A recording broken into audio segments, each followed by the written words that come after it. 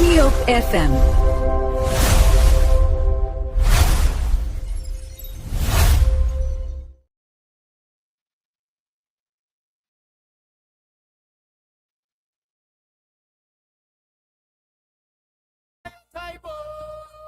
Top FM 105.3, we on the air. Leader, shout, Sheku Koroma. Ready, Archie right. Play, Alex Diulu. Rock, producer correct. All say we beg to this day. I beg to differ my people. If it not correct, we go.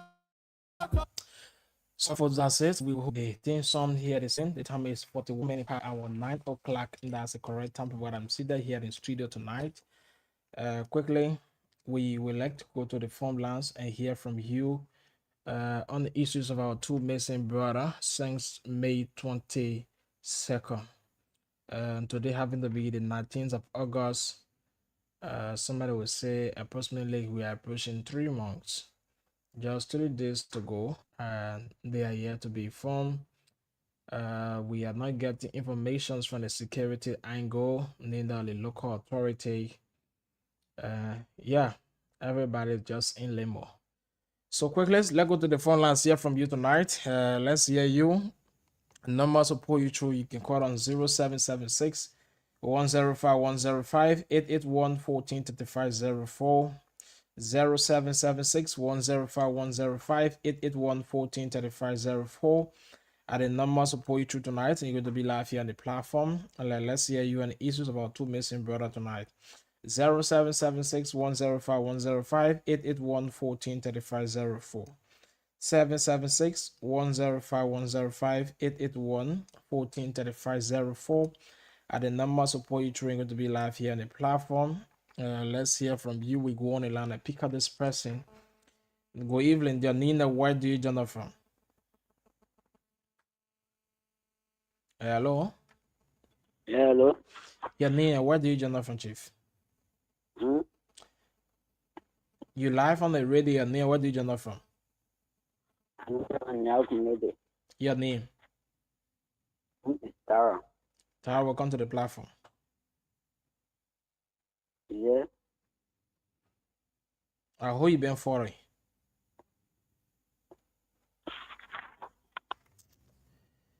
Maybe you won't call on the radio. You know what you're calling for. 0776 105 105 881 143504. 776 105 105 881 143504 and the number to support you through tonight.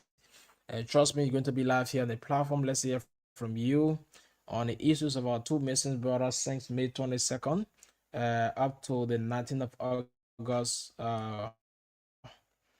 We yet to get any information starting then, maybe be informing another area. No, we yet to get information on the angles of the local authority or neither the security.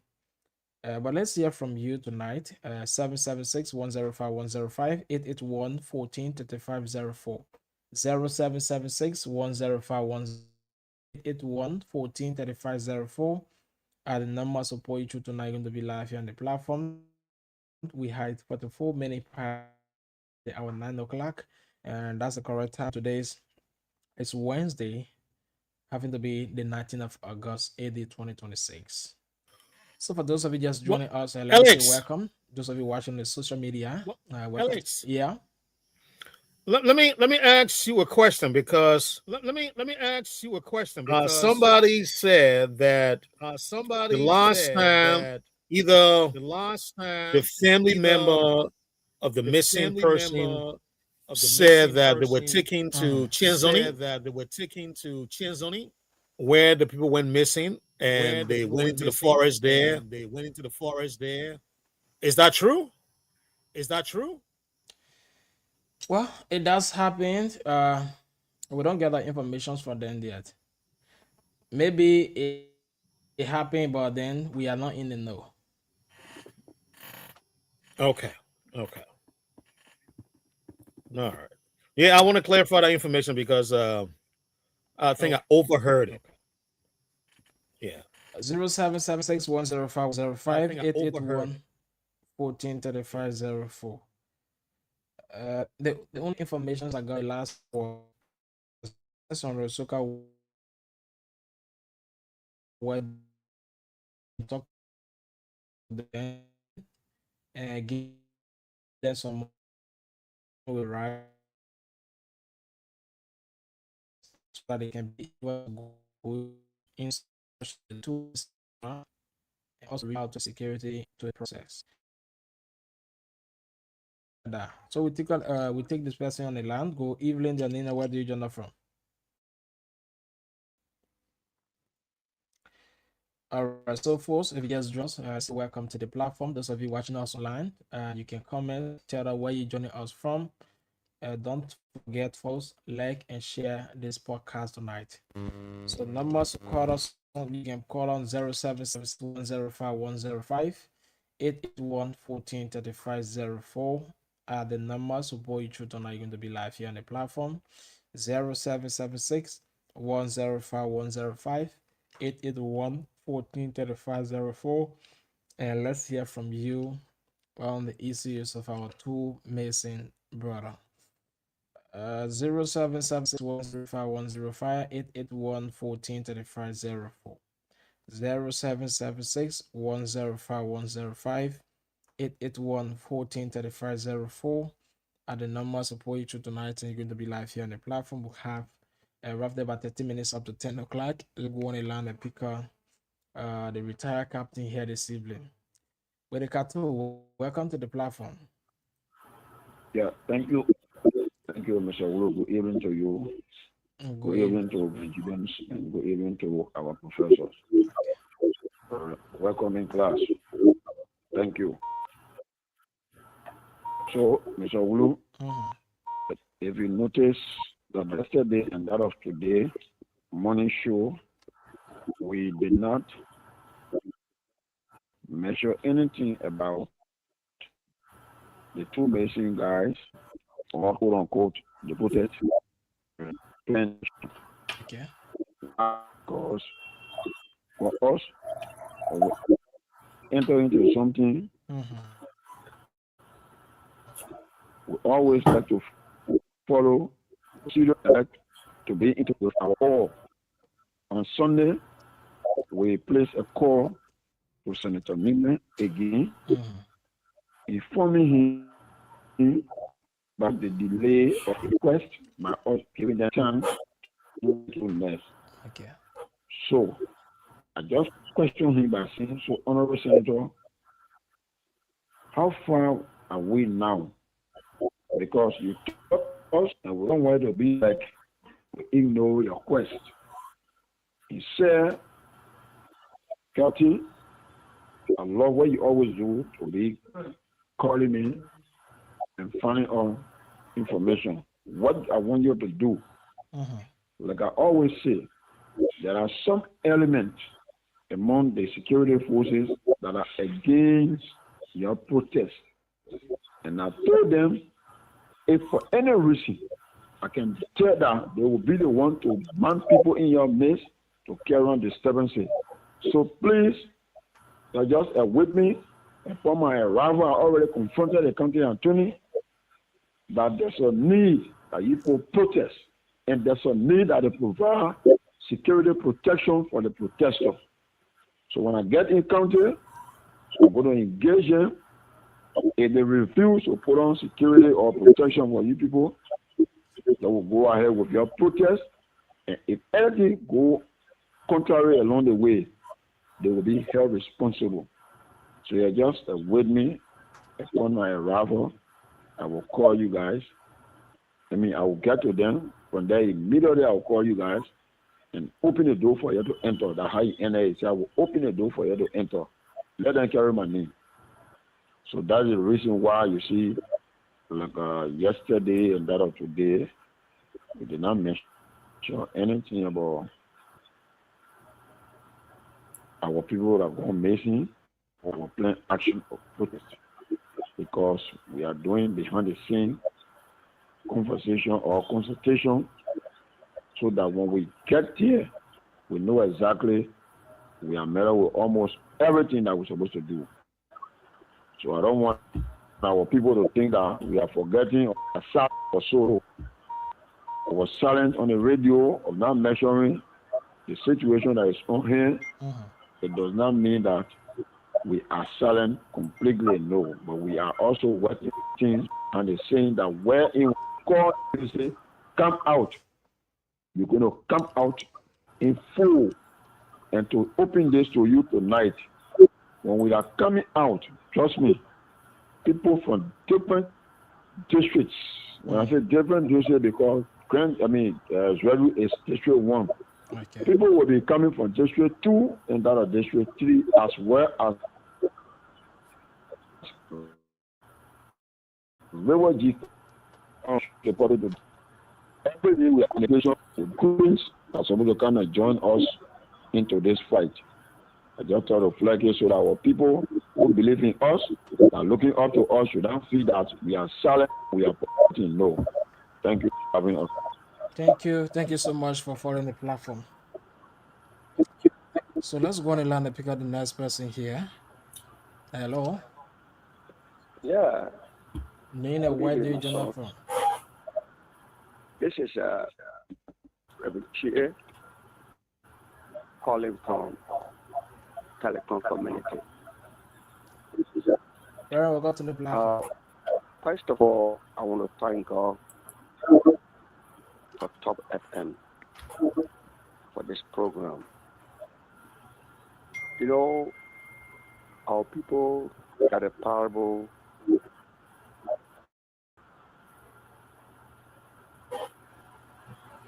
They say, dog is fucking. What am I saying?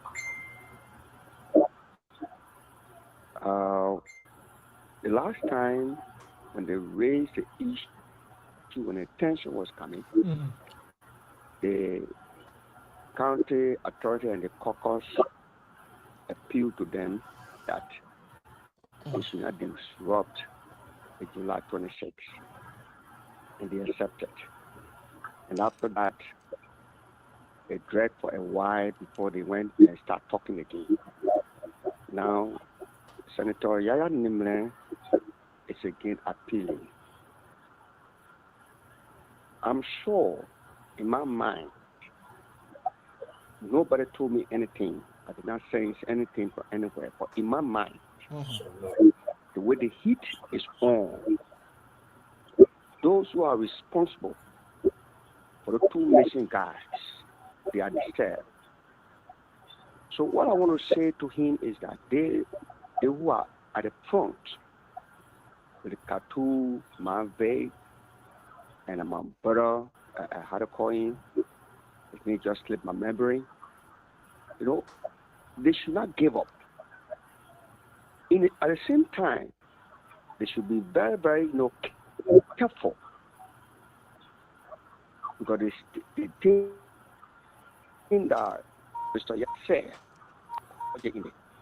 if as he said, he will go and meet the county attorney, they should make sure that he meet the county attorney and to provide security for them. Then, whatever happened to be on the shoulder of the county authority and the security.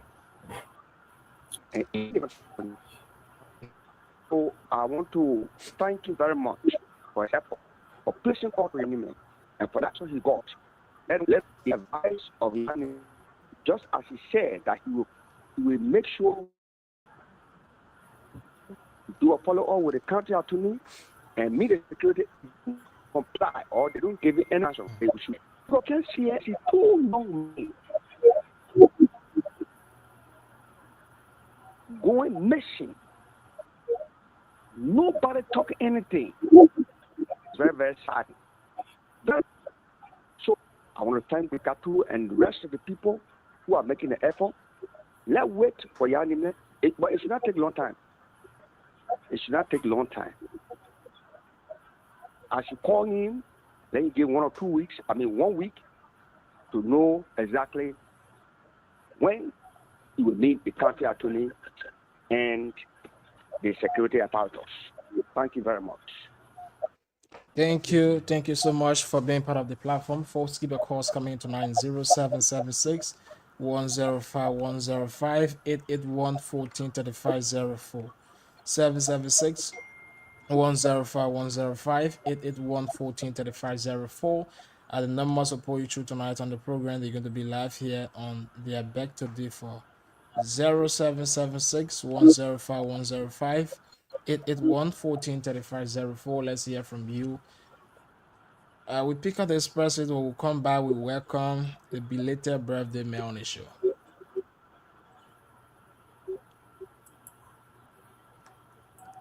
Hello. All right.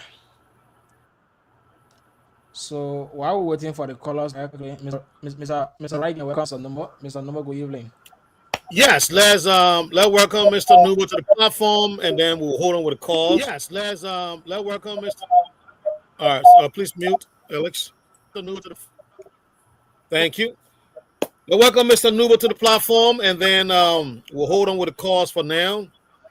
We'll come back later on to rejoin our callers. At this point, we want to go straight into our programming. We're going. The time is 10:57 there in Liberia. Sorry, 9:57 there in Liberia, and 5:57 here in the U.S. As a matter of tradition, let me start it off, and then we'll go to Mr. Nubo, and then we'll go to Mr. Wulu. I am in the Commonwealth City of Fredericksburg, Virginia, USA. And today the weather has been nothing but beautiful, splendid. I want to say it, splendid. This is what I love, these fall weathers. See, the fall weather is in between. It's not too hot. It's not too cold. It's right in between. So you can wear long sleeves. See that? And you can fold it. That's what the weather will let you to do. So that's what is beautiful.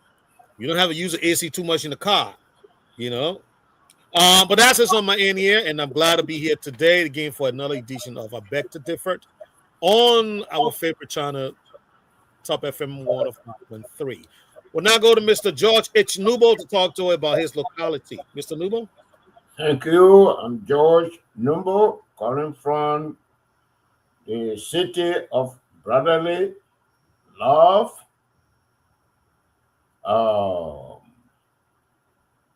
Which is Philadelphia, Pennsylvania. And I am concomitantly speaking from the great Plebo-Sorokan district. And the weather in Plebo-Sorokan district, the rain is on and off. And even my niece that left from here 10 o'clock, I called her not too long ago and said they are past Kakata. From Plebo to Monrovia, 10 a.m. today. So that's how happy we, the people of Plebo, the inhabitants, the residents, that's how happy we are today. Thank you. Thank you, Mr. George H. Nubo. I don't know. Y'all know one thing, Alex? When Mr. Nubo is calling his name, he doesn't put an H there. Y'all follow that? He always said George Nubo, but I always said George H. Nubo. Well, on the screen, he got George H. Nubo, but he never calls the H. I don't know why, but it's okay. Well, there's a reason, because if I decide to explain the H, that H in Gribble, in some Gribble, On my mother's side, that H will turn to S. You'll remember names called CA, SIE, and in Nyambo, it's here. I spell HIEH. And I'm a Nyambo man, and my mother is from the group that call it CA. So no, that's the story behind the H. Oh, okay. So Rodney Sear will be called Sear. Is that what you mean? No, here, Oh, yeah. So it's Rodney here. yes. But then he said Rodney Sear. Here, even the here name is uh when you go to the groups outside Maryland, like Barclay Bay or like Garaway or like the Tattoo Grable, they use the H instead of the S. Hmm. Okay. Yeah. See, another lesson learned today. See what I mean? Yeah. All right. Thank you, Mr. George H. Nubo or Mr. George Yet Nubo. Yeah. Yeah. Uh, And actually it's Jabo here Numbo. okay. So, That's why I say, a long history. I know. I'm Jabo, yeah, I'm Jabo here. Oh, Jabo here. Now that's the actual grill we're going for. Start for Yeah. the first and the last. Jabo here. Yeah, I'm Jabo here. Okay. That's good. All right, Mr. Wulu, let's go to you, sir. What popping there in Zulu whiskey?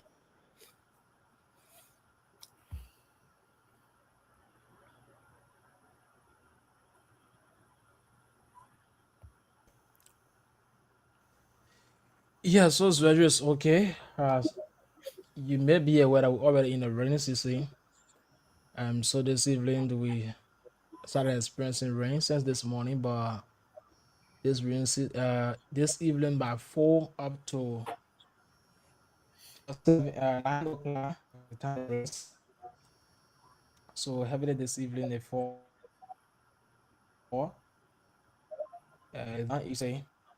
So there are lots of roadblock here in Zwedru.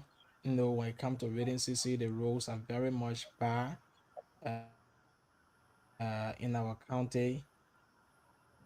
A Sano road which lead to Maryland, River G, Grand Crew, other counties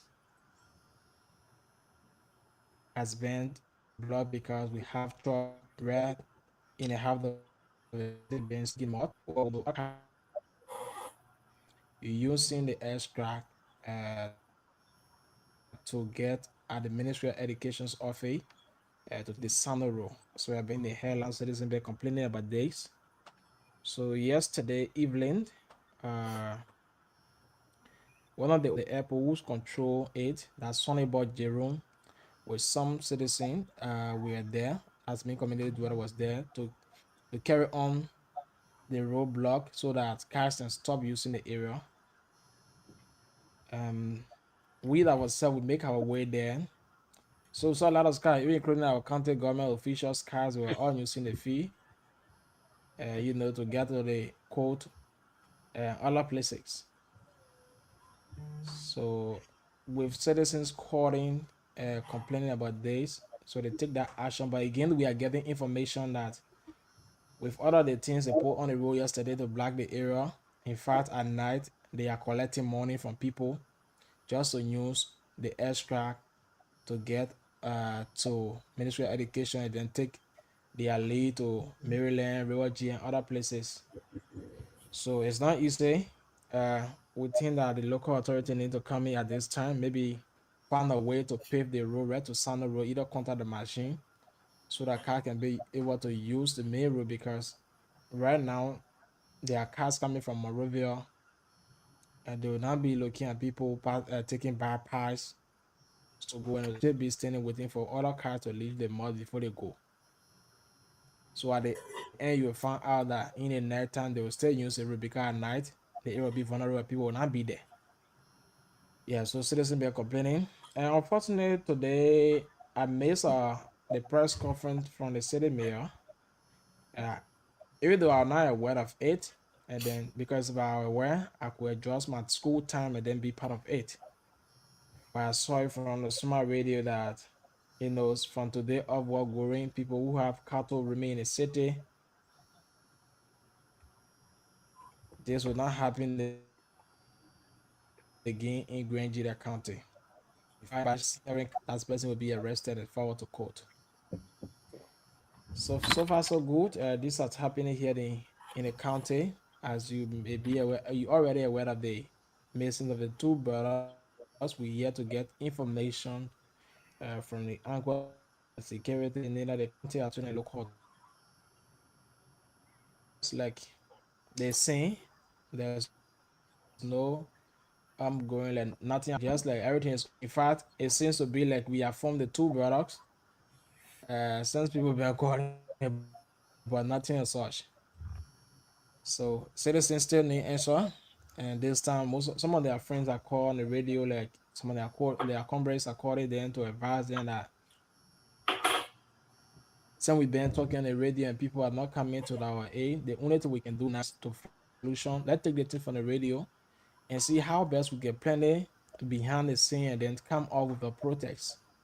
So I think that is why maybe open forum land people are not calling in like before talking on the issue. Yeah, so far so good. These are things happening in Green County County for now.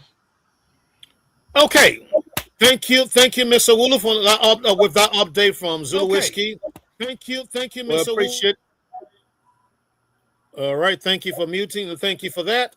I tell you what, before I go to Mr. Monju, who has just joined us, I don't know if I agree with that strategy, Mr. Nubo, that they want to take the awareness of the radio and go play in the back about the missing gentleman.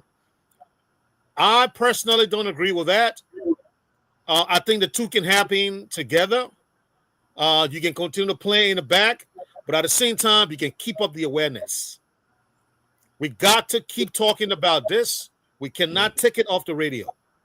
I know it seems like we're just doing all the talking, but yes, talking helps.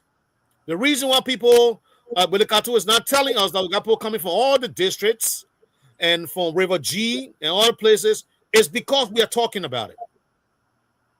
Now you have Lofa Genius also talking about it, putting a platform, placard about it. I think I also heard Mr. Griffith is talking about it. Madam Mami Do, the former president's daughter, eldest child, also wrote, an article about the missing people. She said, bring them home. We're hoping that, Mami, you can join us here too on the platform so that the people can hear you talk about this. But thank you for doing that. And thanks to our man, Billy Katu, for making all this possible. Billy Katu has been very instrumental in all this. But I want to say that just as far as the information you give, Alex, I don't agree with just taking the issue off the radio and talking in the back. I want us to take both approach in the back and then on the radio as well. So we'll open the lines. We expect you to call and talk about these things. But anyway, the few calls that we got, I was okay. We appreciate that. But let's keep the fight on people. We'll do that. At this point, I want to go to Mr. Monju to talk to us about the gambling capital of the world, Las Vegas, and the state of Nevada. Mr. Monju, how you doing today, sir?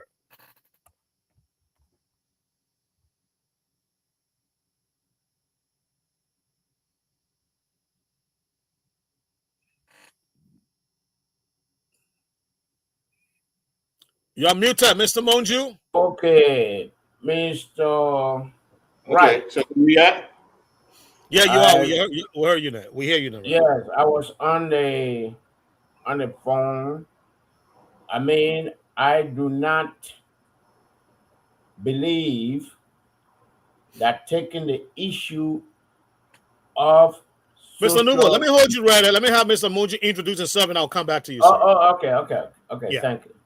All right. Yeah, it's 100+ degrees here. we're in a You're furnace. always in the inferno. That's what happens when you live in the desert. So that's not a strange thing.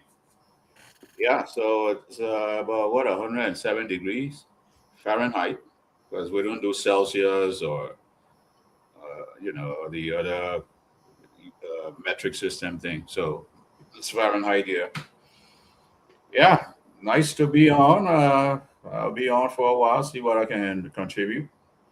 And I think the issue of the missing persons in Grand Jita, it should be a national priority. It's a mission critical situation, but unfortunately, we have heard little from the national press. We've heard little from the national government. And those are, I mean, these are people, human beings we're talking about. These are not like, even in the United States, you have when a dog missing, you see it, all over. So these are human beings we're talking about.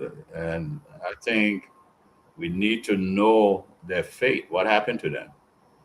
They got relatives, they got family that want to know what happened to their brothers, what happened to their sons, what happened to their cousins. So yeah, so I like the idea of the station, you know, putting voice to it, getting on top of the hill and yodeling for these people. There's some information to come about with regards to these two human beings. That's all right. All right, Mr. Monty, thank you. Yep, and we'll continue to do that. Thanks to you that come here and lend your voice to that as well. All of that, it help push the message out there. Mr. Nubo, you're coming in. I hear from you.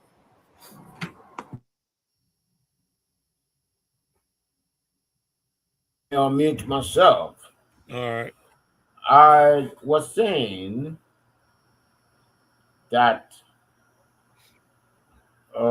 taking the issue of social media is a strategy for us to forget about the two missing guys and the other people who have been missing, in Zwedru or Grangere. So I don't think we should accept it.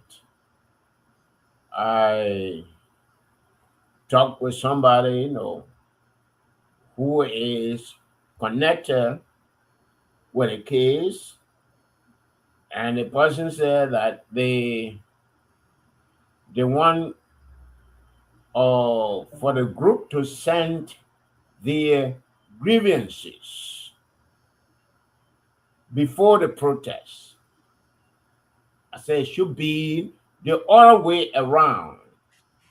The protest is what you present when you are protesting. And I mean, those are some of the games the leaders of Rangere are trying to play. So no, I disagree with them. Thank you. All right. I don't think I'm far from that sentiment that you just shared.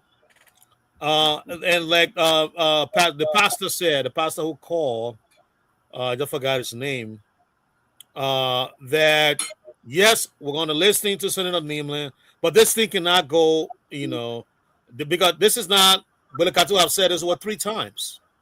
And we understand that the senator is busy, but we're talking about, like Mr. Monju said, we're talking about 2 lives, 2 human lives here. We got to put some premium on this thing. We got to take serious steps about this. We can't keep pushing the thing, push on your weight. Okay, wait, but the window is closing. The window is closing. We keep waiting and waiting and waiting and waiting. So where are we? Where are we going with this thing? From July 26th, it's August 19th. It's about to be 1 month. got 1 more week to listen to me. Get 1 month. Send your to the people to wait.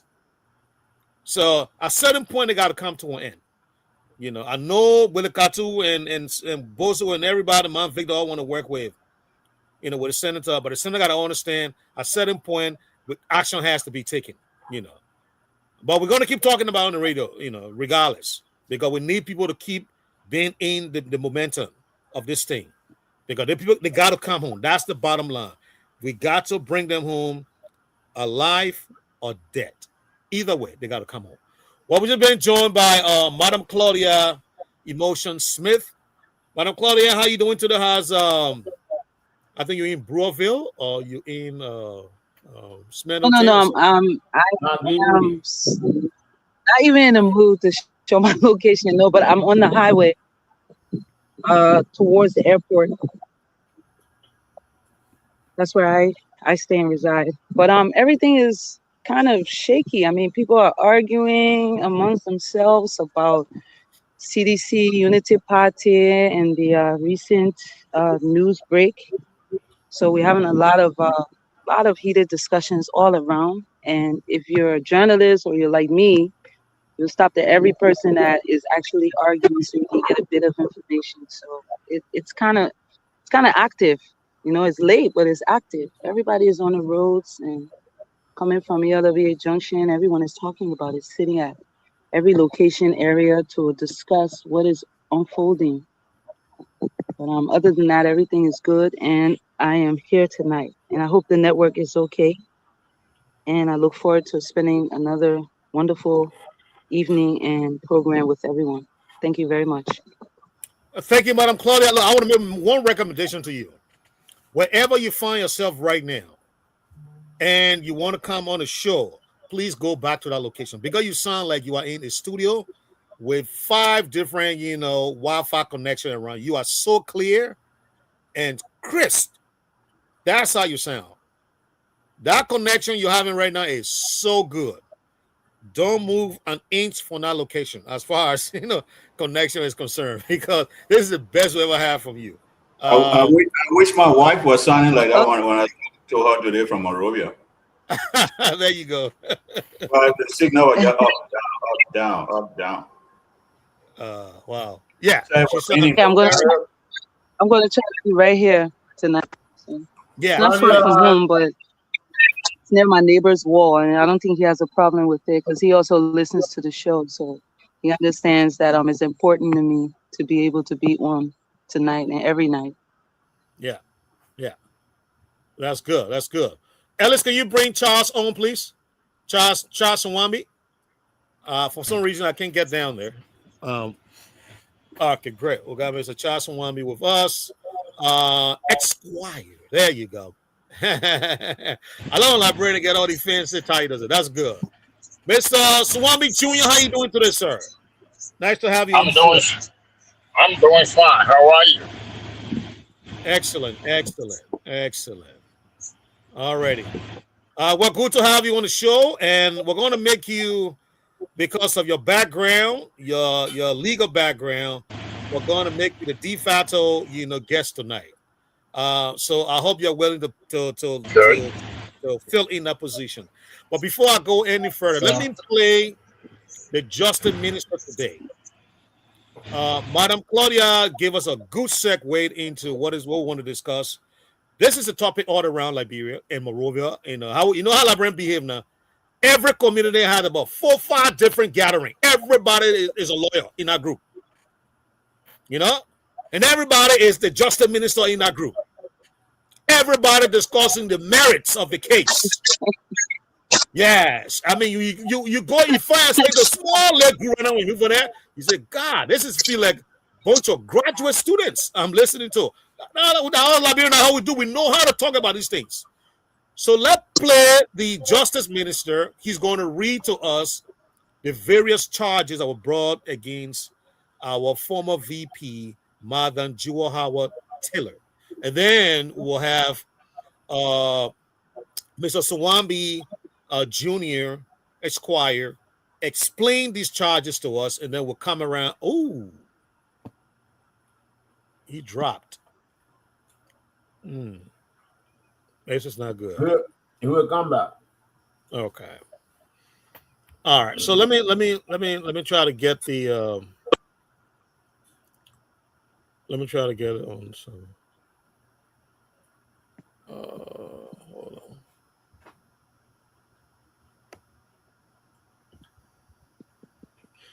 Yeah, let the Justice Minister read the charges, and then at least it'll give us a good understanding of what we're about to discuss.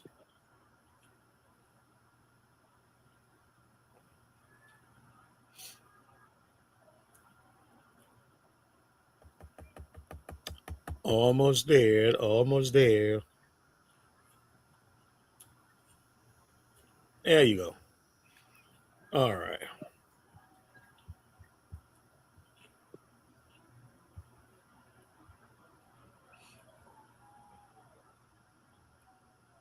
Of Section 15.2, Start money laundering, has been charged with the following offenses: under the Controlled Drug and Substance Act of 2023, violation of Section 14.83, and licensing, importation, control, drug or substance.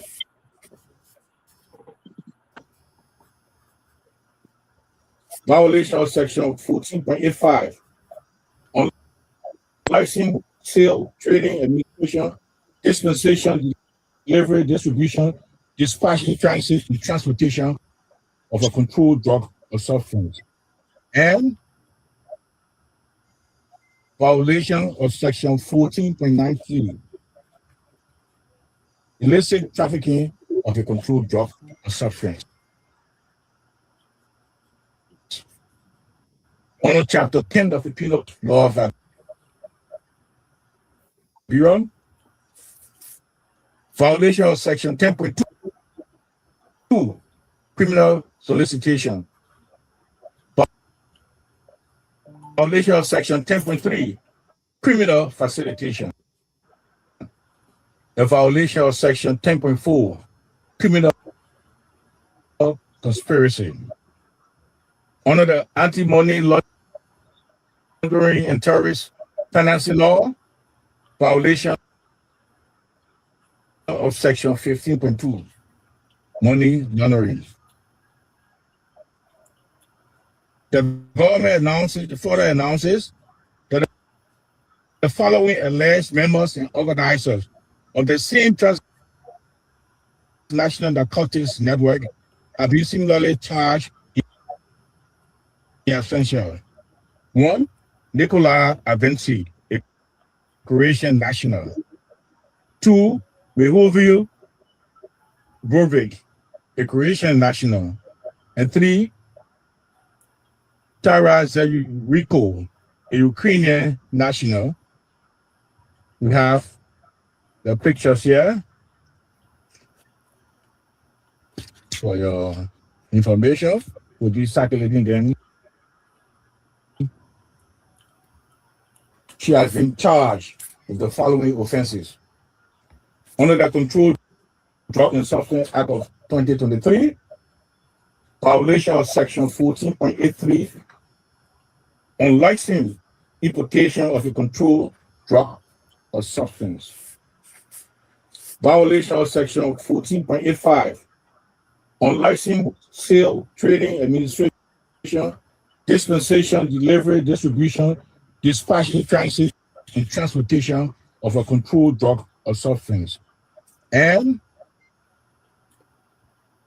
violation of Section 14.93, illicit trafficking of a controlled drug or substance.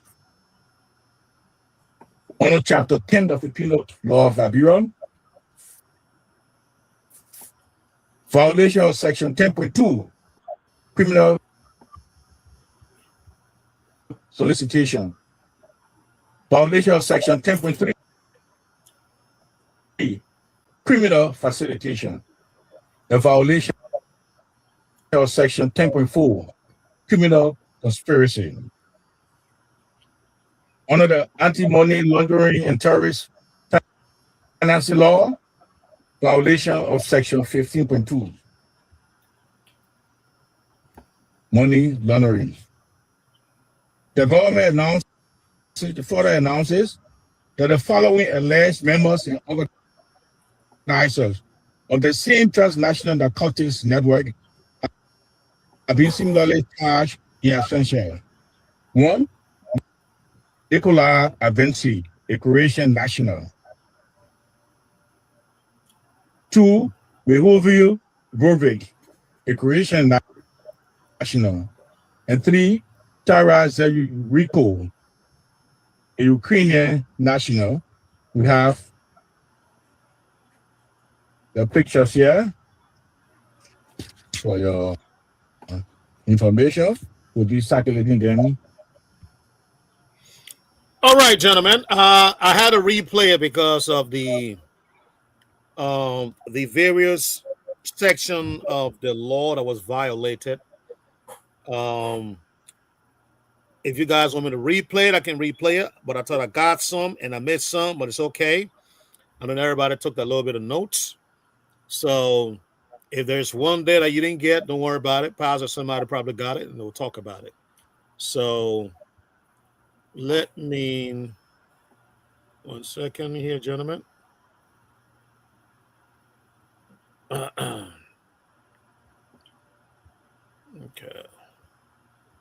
I don't like when this thing do this to me.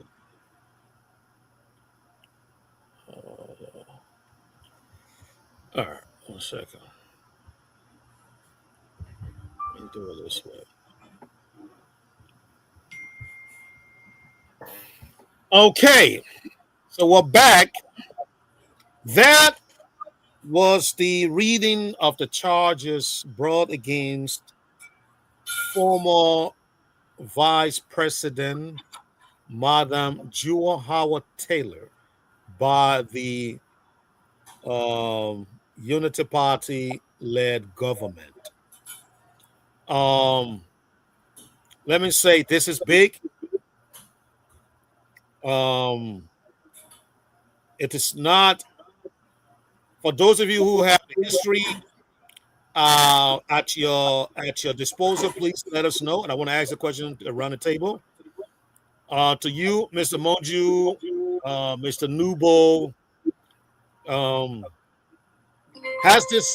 has there been similar instance like this before in the history of Liberia, where a former vice president was arrested and charged criminally? I mean, so many charges. It doesn't have to be a drug charge, right? But has there been any arrest in the past of a former vice president of the Republic of Liberia?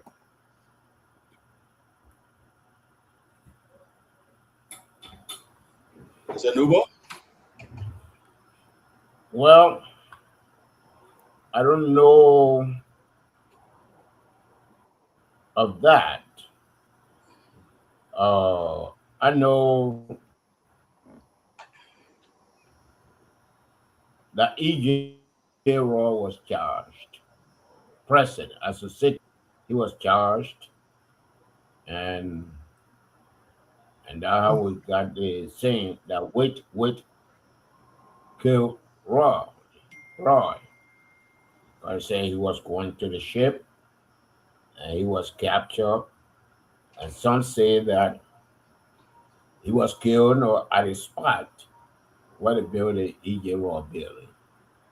I think that's all I know. But something like this, I don't think it has happened in our history before. I mean, I stand corrected. So that's what I know. Thank you. All right, thank you, Mr. Newbold. And I want to make reference to one other case of such a high-profile arrest.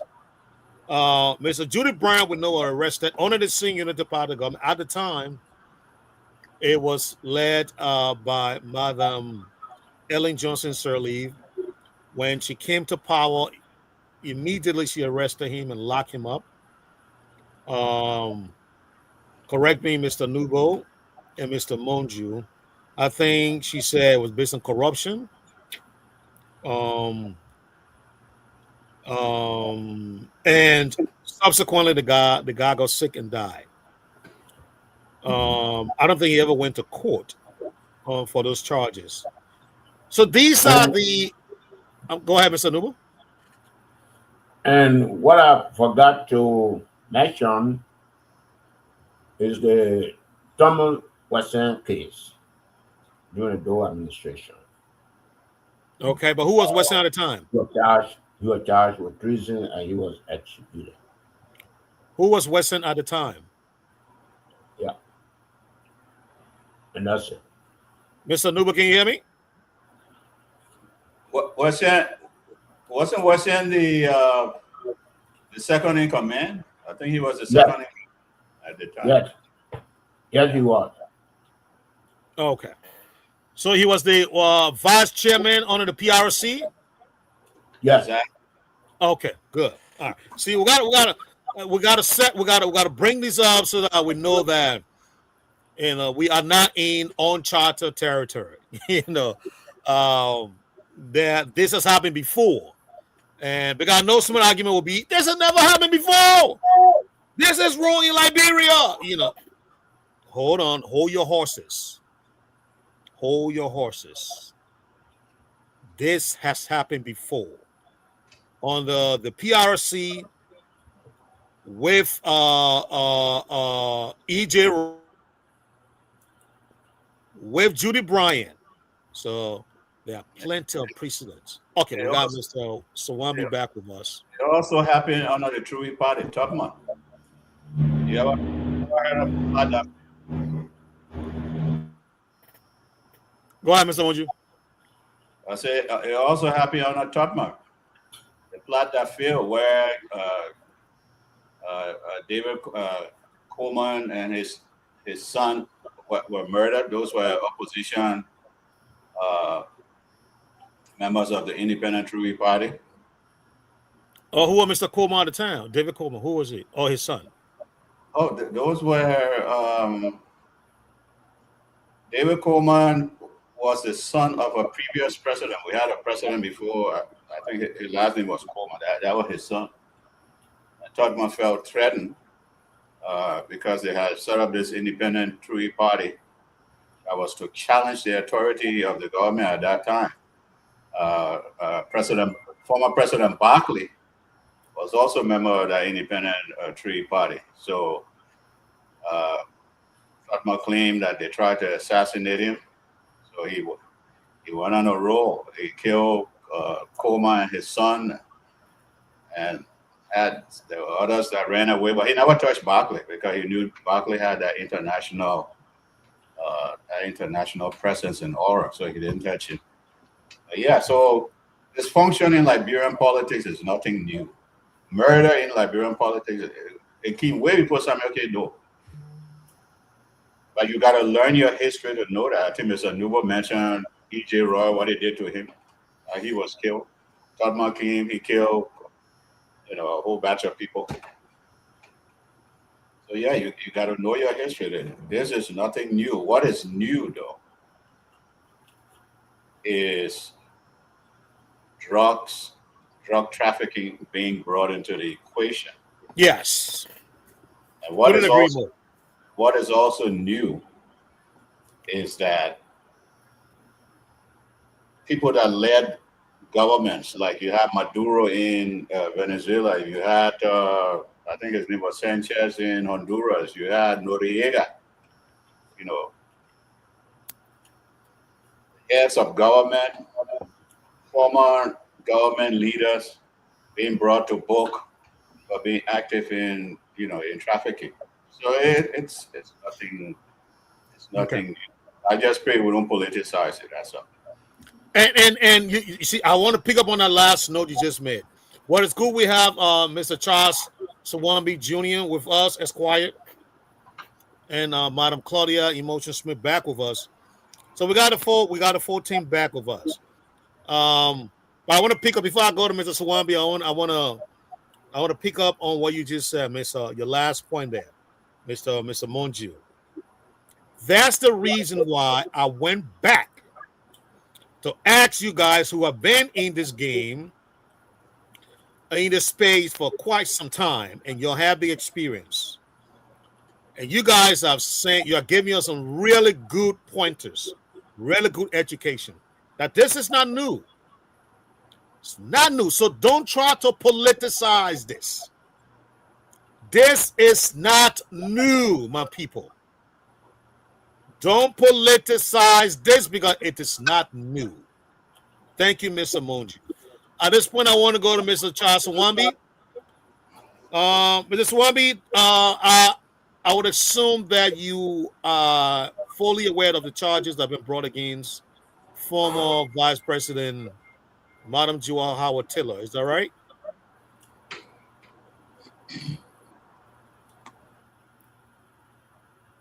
Mr. Swami, you are muted. He's still muted. You can hear me now? Yes, sir. I can hear you very clearly. Yeah, I said Mr. Numbo sent it to me, and I had the opportunity to listen to it. Okay. So let's as somebody who is in the legal space, let's have you speak to those charges and talk to us about what they mean and what's the expectation from this point now going forward. Well, but first and foremost, let me say this. I do not practice law in Liberia. I practice before the Supreme Court of Pennsylvania, including all federal states in Pennsylvania and the Third Circuit Court of Appeal. I practice before the Washington, D.C. Superior Court. At this point and at this stage, I listen to the Attorney General of Liberia. The charges are what we who earn our living through criminal defense call, a normal criminal proceeding. He read charges, and what the government alleges that Ms. Joa Howard Taylor did. At this point, if I were her attorney, I wouldn't quite frankly be alarmed. What I'd be waiting for, though, is to see the charge sheet. If we're in Pennsylvania, we call it the affidavit of probable cause. If you're in Washington, D.C., I'll say I'm waiting for the purse fee, because in that charging document, the government will lay out what they said Ms. Howard Taylor did and how she did it. And then, as a defense attorney, you want to pick that apart, interview your client. First of all, your client is detained. You want to fight to secure their release, and then you start to map up your defense. I will say, though, some of the things I've read on Facebook are not in and of themselves anything that will have my skin to crawl.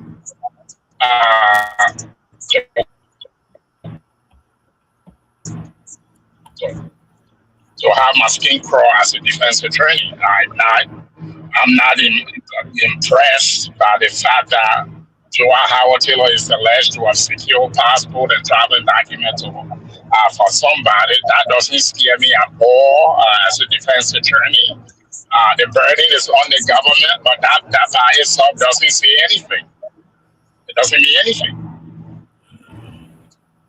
Okay. Well, thank you for that brief explanation. I think we can now go across the table and then make a comment or ask a question and see whether you can address that given your background. I know you don't practice in Liberia, but you just give us your general understanding of what these things mean. Like the Chief Justice of Liberia said, he said, Liberia law is married with American law, so everything is the same. But anyways, let's start with you, Mr. Nubo. Any question for Mr. Swambi? I do. Yeah. Mr. Swambi is frozen. I don't know. Oh, am I frozen? No, I think you're good. You're good now. No, you're good. You're good. Okay. I don't have the charge sheet, but these are the charges: drug trafficking, money laundering, unlicensed importation of controlled substances, unlicensed sale, distribution of controlled substances, criminal solicitation, criminal conspiracy, and other related charges. I don't have the information they have, but Anthony Shawambi, don't you think these are sufficient enough to arrest the former vice president? Well, again, anybody, the government can arrest anybody on an allegation. Even in the United States, it happens. But what I'm saying is, yes, we see the charge sheet, but until the government put meat to the bone, for lack of better word, until the government put meat to the bone, these are just mere charges. How did she import the drugs into a country that has post and telecommunication? How does drug gets into Liberia? There's a whole lot that is missing. Yes, those are charges that maybe the government has something, and like I said, at this stage, I do not expect the government to put everything on the table. But the procedure will move forward, and the government will be required by, I would like to thank a good defense attorney to quote unquote produce the evidence the government had. So these are just allegations at this stage. Yes, the government can accuse anybody of doing X, Y, Z and arrest you, but there are constitutional provisions that prevent the government from holding a person for such prolonged period of time. In this case, the government is saying that she did X, Y, Z. Yes, so the government can detain her, but then subsequent to detention, the government has to unveil, these charges and make them known to her defense.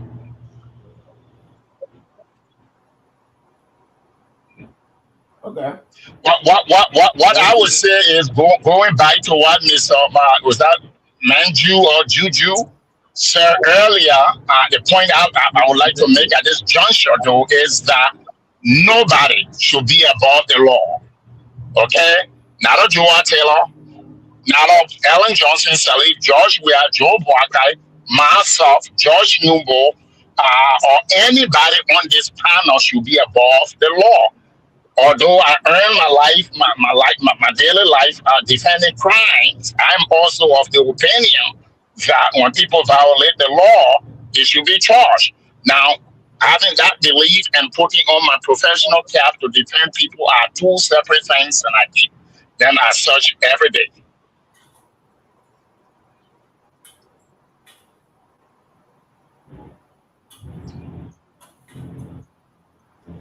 Mr. Nuno, one more question. Let me jump in. Okay, Mr. Monty, come in. At this early stage, from what you've read, from what you heard, what sort of gaps do you see in the government's indictment? Do you see any gaps at all at this early stage? It is right. Another thing is, we've noticed that the U.S. and most Western European countries, they have a tendency of having these people that are indicted for drugs, found guilty, and all that. They prefer them serving their sentences within their jurisdiction in Europe. in the United States. We saw that happen with Maduro. We saw that happen with Noriega. We saw that happen with, I think his name is Hernandez from Honduras. So do you think that's a possibility if vice president is found guilty? And I'm putting the cart before the horse. If our former vice president is guilty, that they will actually serve a sentence either in the United States. Because the idea behind it is that the drug is not for consumption in transshipment. It's going to their country, the United States and European countries. Well, let me say this. Subject to our law in the United States and subject to our criminal jurisprudence, unless the United States, either through the Attorney General or through United States Attorney's Office somewhere in this country operating under the jurisdiction of the Justice Department, can establish that the drugs were deemed or destined for the United States, and that beyond the United States being the final destination, that Joa Howard Taylor, that the United States has information that Joa Howard Taylor participated either in clandestine shipment of drugs to the United States. We do not have jurisdiction. Our courts do not treat the jurisdictional matter lightly. Even with the Maduro case, I will tell you this, Maduro's case is interesting, is fascinating. I wouldn't be surprised if the case falls apart. So there are lots of bits and moving parts to Maduro, and Maduro should actually be treated as a separate case. The same thing goes for other Latin American dictators who've been removed by the United States purely under the Monroe Doctrine and brought to this country, versus what's going on in Liberia. For the United States to invoke jurisdiction, we have to prove that the drug somehow impacted our country. If it did, then we will have subject matter jurisdiction and we'll get involved. But until that is established, I don't think so. So in other words, it's too early to say. Very early. Like I said, everything is still very, very early. Very, very early. Very, very early. And I will, I've got this GPS on. I will qualify my statement by saying at this point, like I said, it is still very, very early in the criminal process. Very early. We do not know what the government read the charges. The government has to put the evidence with the charges. They have to back it with the evidence. The government has to, and not only that, the government has to also lay out, the methods and things. The defense will require that. How they arrive at this stuff, we don't know a lot of stuff yet. So, and we don't even know whether Joa Howard Taylor was the only person involved. We don't know any of that. So it's still very early. Mr. Suwambe, you have my last question here. Probably an observation. You work within the justice system of the United States, and you know that, especially in these drug cases, before they bring somebody to trial or charge them, they have done, in terms of the due diligence, they've done, say, sometimes 2 years of surveillance on them, watching their bank transactions, watching who they move in with. And I saw our justice minister even show pictures. And when I saw those 2 pictures of those people from the Balkan, I was like, oh my God. That means, and I showed those pictures, didn't come from Liberia. It came from either the, the grouping, the drug enforcement group in Europe or the United States. So before they get to that point, and the fact that you got the FBI, you got the DEA, you got several drug enforcement agencies from the United Kingdom, from Belgium and the Netherlands, all within Liberia, on this Joa Howard Taylor case. That's kind of scary because I don't want Liberian, a patriotic Liberian. I don't want that to be cast on our former vice president. That yes, Well, yeah, go ahead. let me just say so. I have again. Law is, uh, the evidence control. Okay, both sides play with the evidence. The government and myself seldom see or interpret the evidence the same way. I got my way of interpreting it based on what's best for my clients, lawyers who represent them.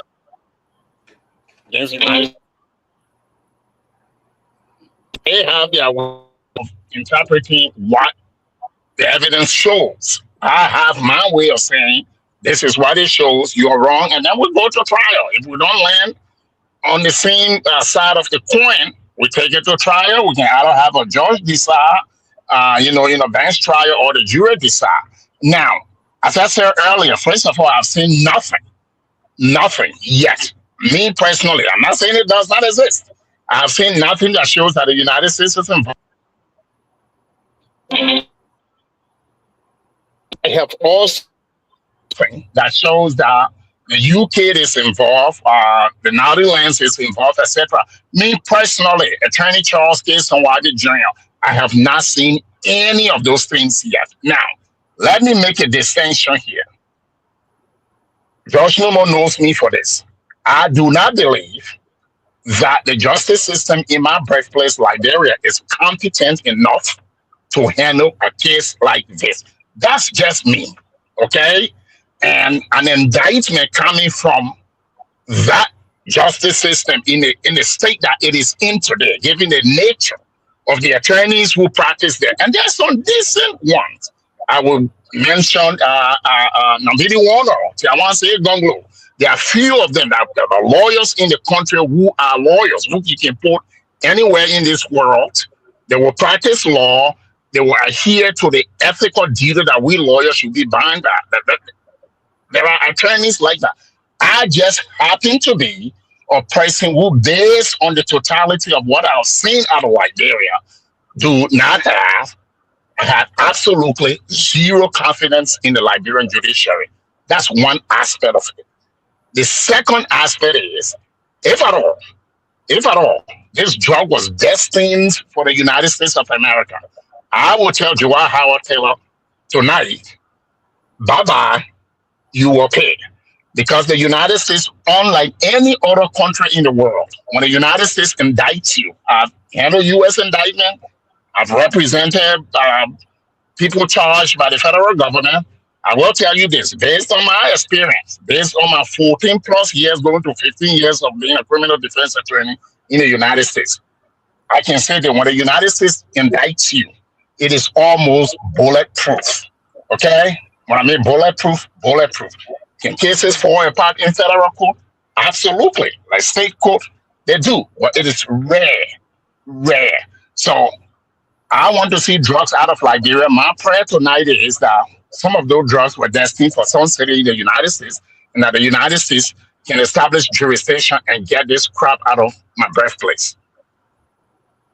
But if left to our justice system by itself, I mean, we're talking about a place where judges take brown envelope.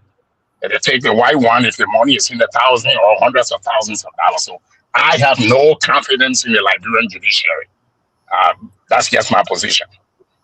Okay, but the U.S. government might even make that case, like you just said, that hey, we need to try her in the United States. Going by what you just said, so you agreeing with that sort of justice, transportable justice system? Well, what I'm saying is, we can't just say the United States is powerful, but you must also understand that the United States is a nation, irrespective of what people think about us. I do think we have the best judiciary in the world, period, okay? But the United States cannot. Our Justice Attorney General cannot just wake up today, Tom Blanche cannot just wake up today and say, hey, there was drug in Liberia, we are the superpower, we're going to grab Joa Howard Taylor and bring her to the United States and try her. Joa Howard Taylor's action in Liberia, in and of itself, does not make Joa Howard Taylor accountable to U.S. law. What I'm saying, there should be some nexus. There should be something that tie that drugs out of the final destination or the money laundering to U.S. bank somehow that impact our country. If that is the case, Joe Howard Taylor will be tried in the United States, where justice will actually walk, talk, speak, and be dispensed. All right, Mr. Munchi, let me who you ready. Let's go to Madam Claudia. Madam Claudia.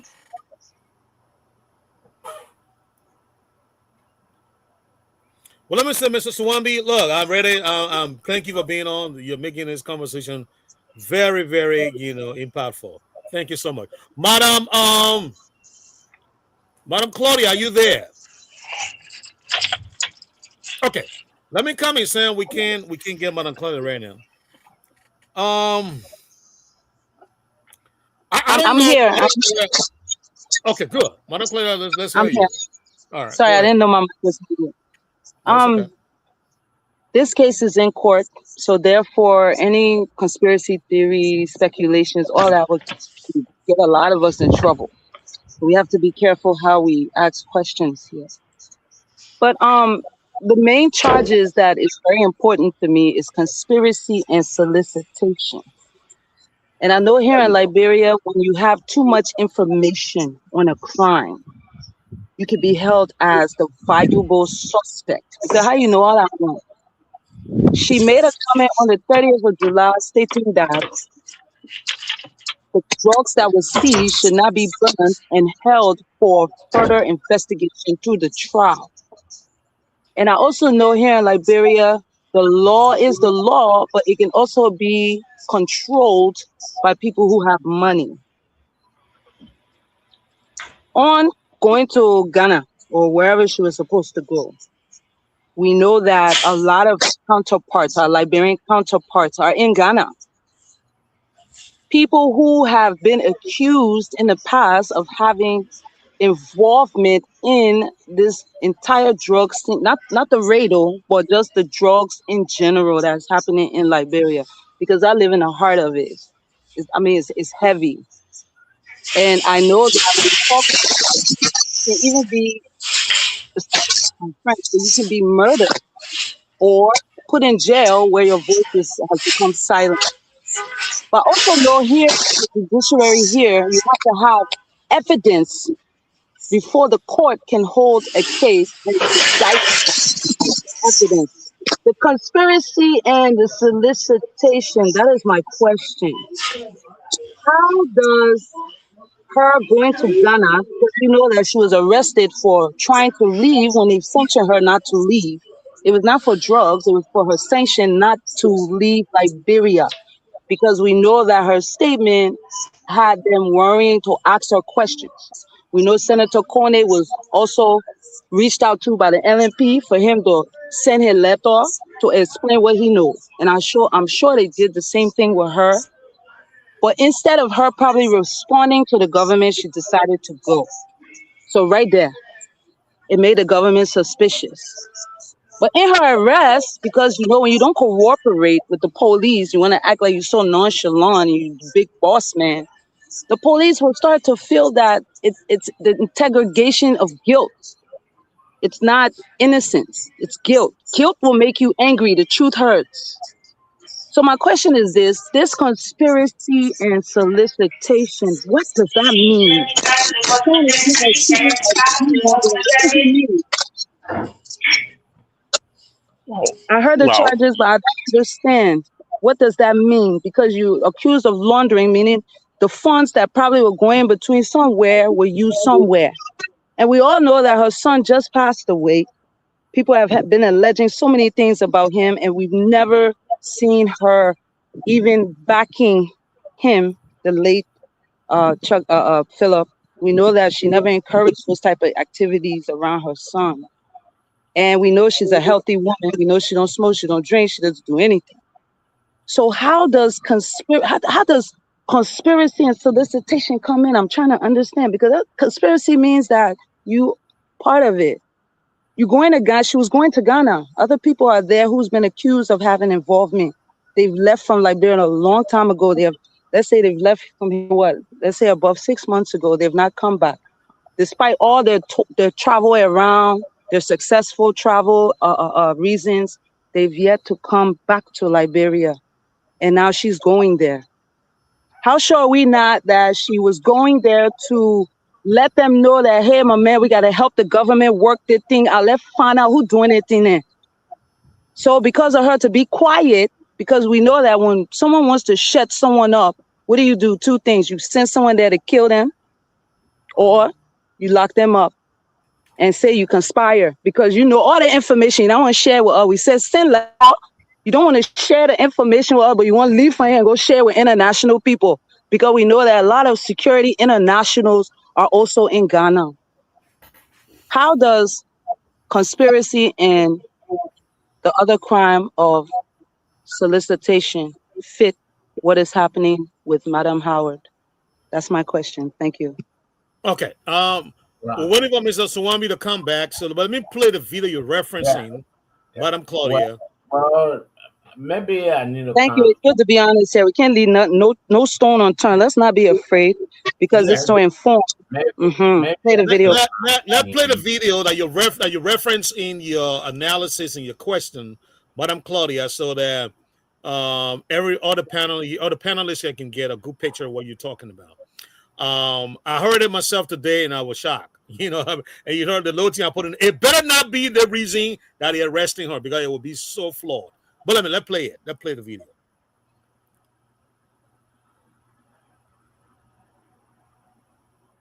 And I was saying to someone the other day, they need to release Peachability, the drug challenge. And I think all of us are disappointed with the way it's being handled. What you saw happen to Peachability. And I was saying to someone the other day, they need to release Peachability. You are buying your own marijuana, smoking it when you're having such a huge consignment of cocaine, landed. Nobody knows where it came from, how it got here, how it was being shipped. There are some places in our country that the drug people have taken control. They bring their boats, they're drug by boats. Nobody can tell them what to do. So it's a real serious problem.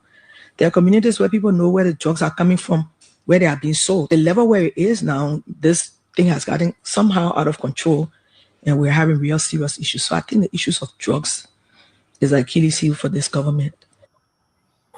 No, I don't, Mr. Newman, you want to come in, but I got to ask this question. Yeah, I can replay this again.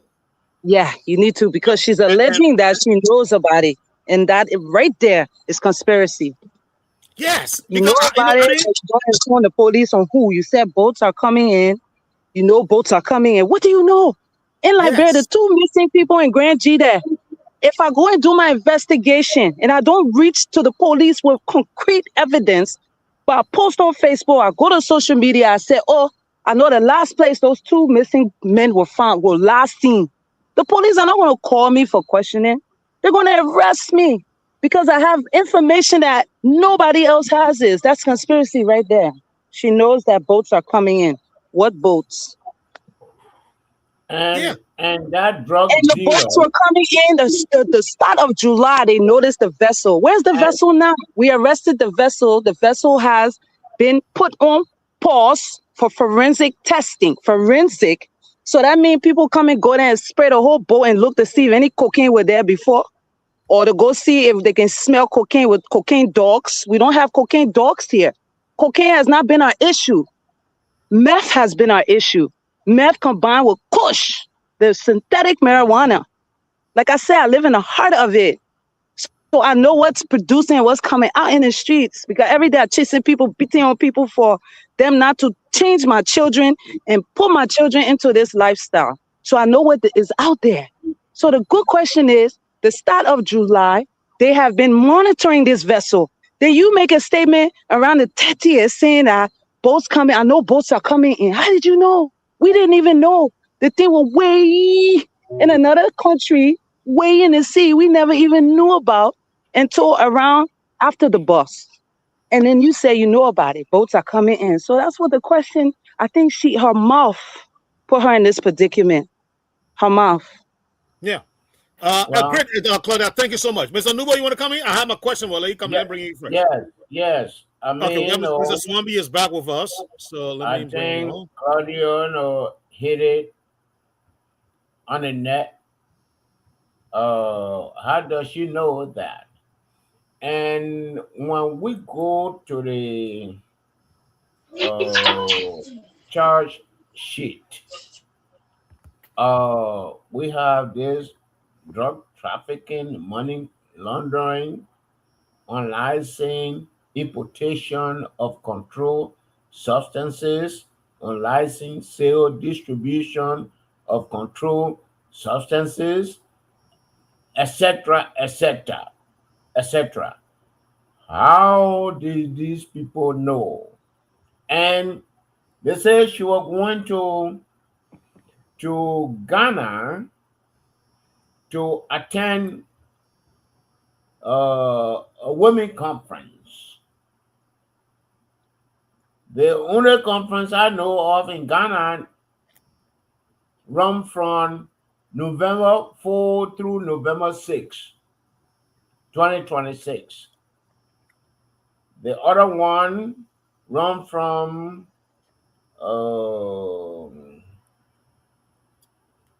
okay, the other one that is African Women Lawyers Association. It run from November 18 to November 2022. And I don't know which of these conferences she was going to. And I don't think that the Liberian security will not have evidence of these things, money laundering or drug trafficking, when they charge her, because this is the charge sheet. And this is what they're going to go to court with. So they can't jump up and tell us, our former vice president engaged in drug trafficking or money laundering, or I mean,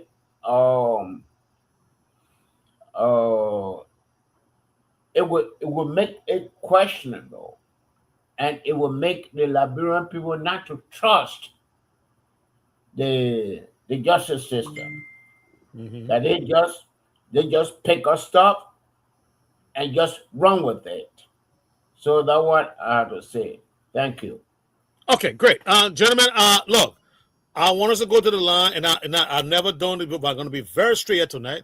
We are taking only 5 calls because this conversation is so juicy. I haven't even asked my question yet, and I got plenty of questions to ask.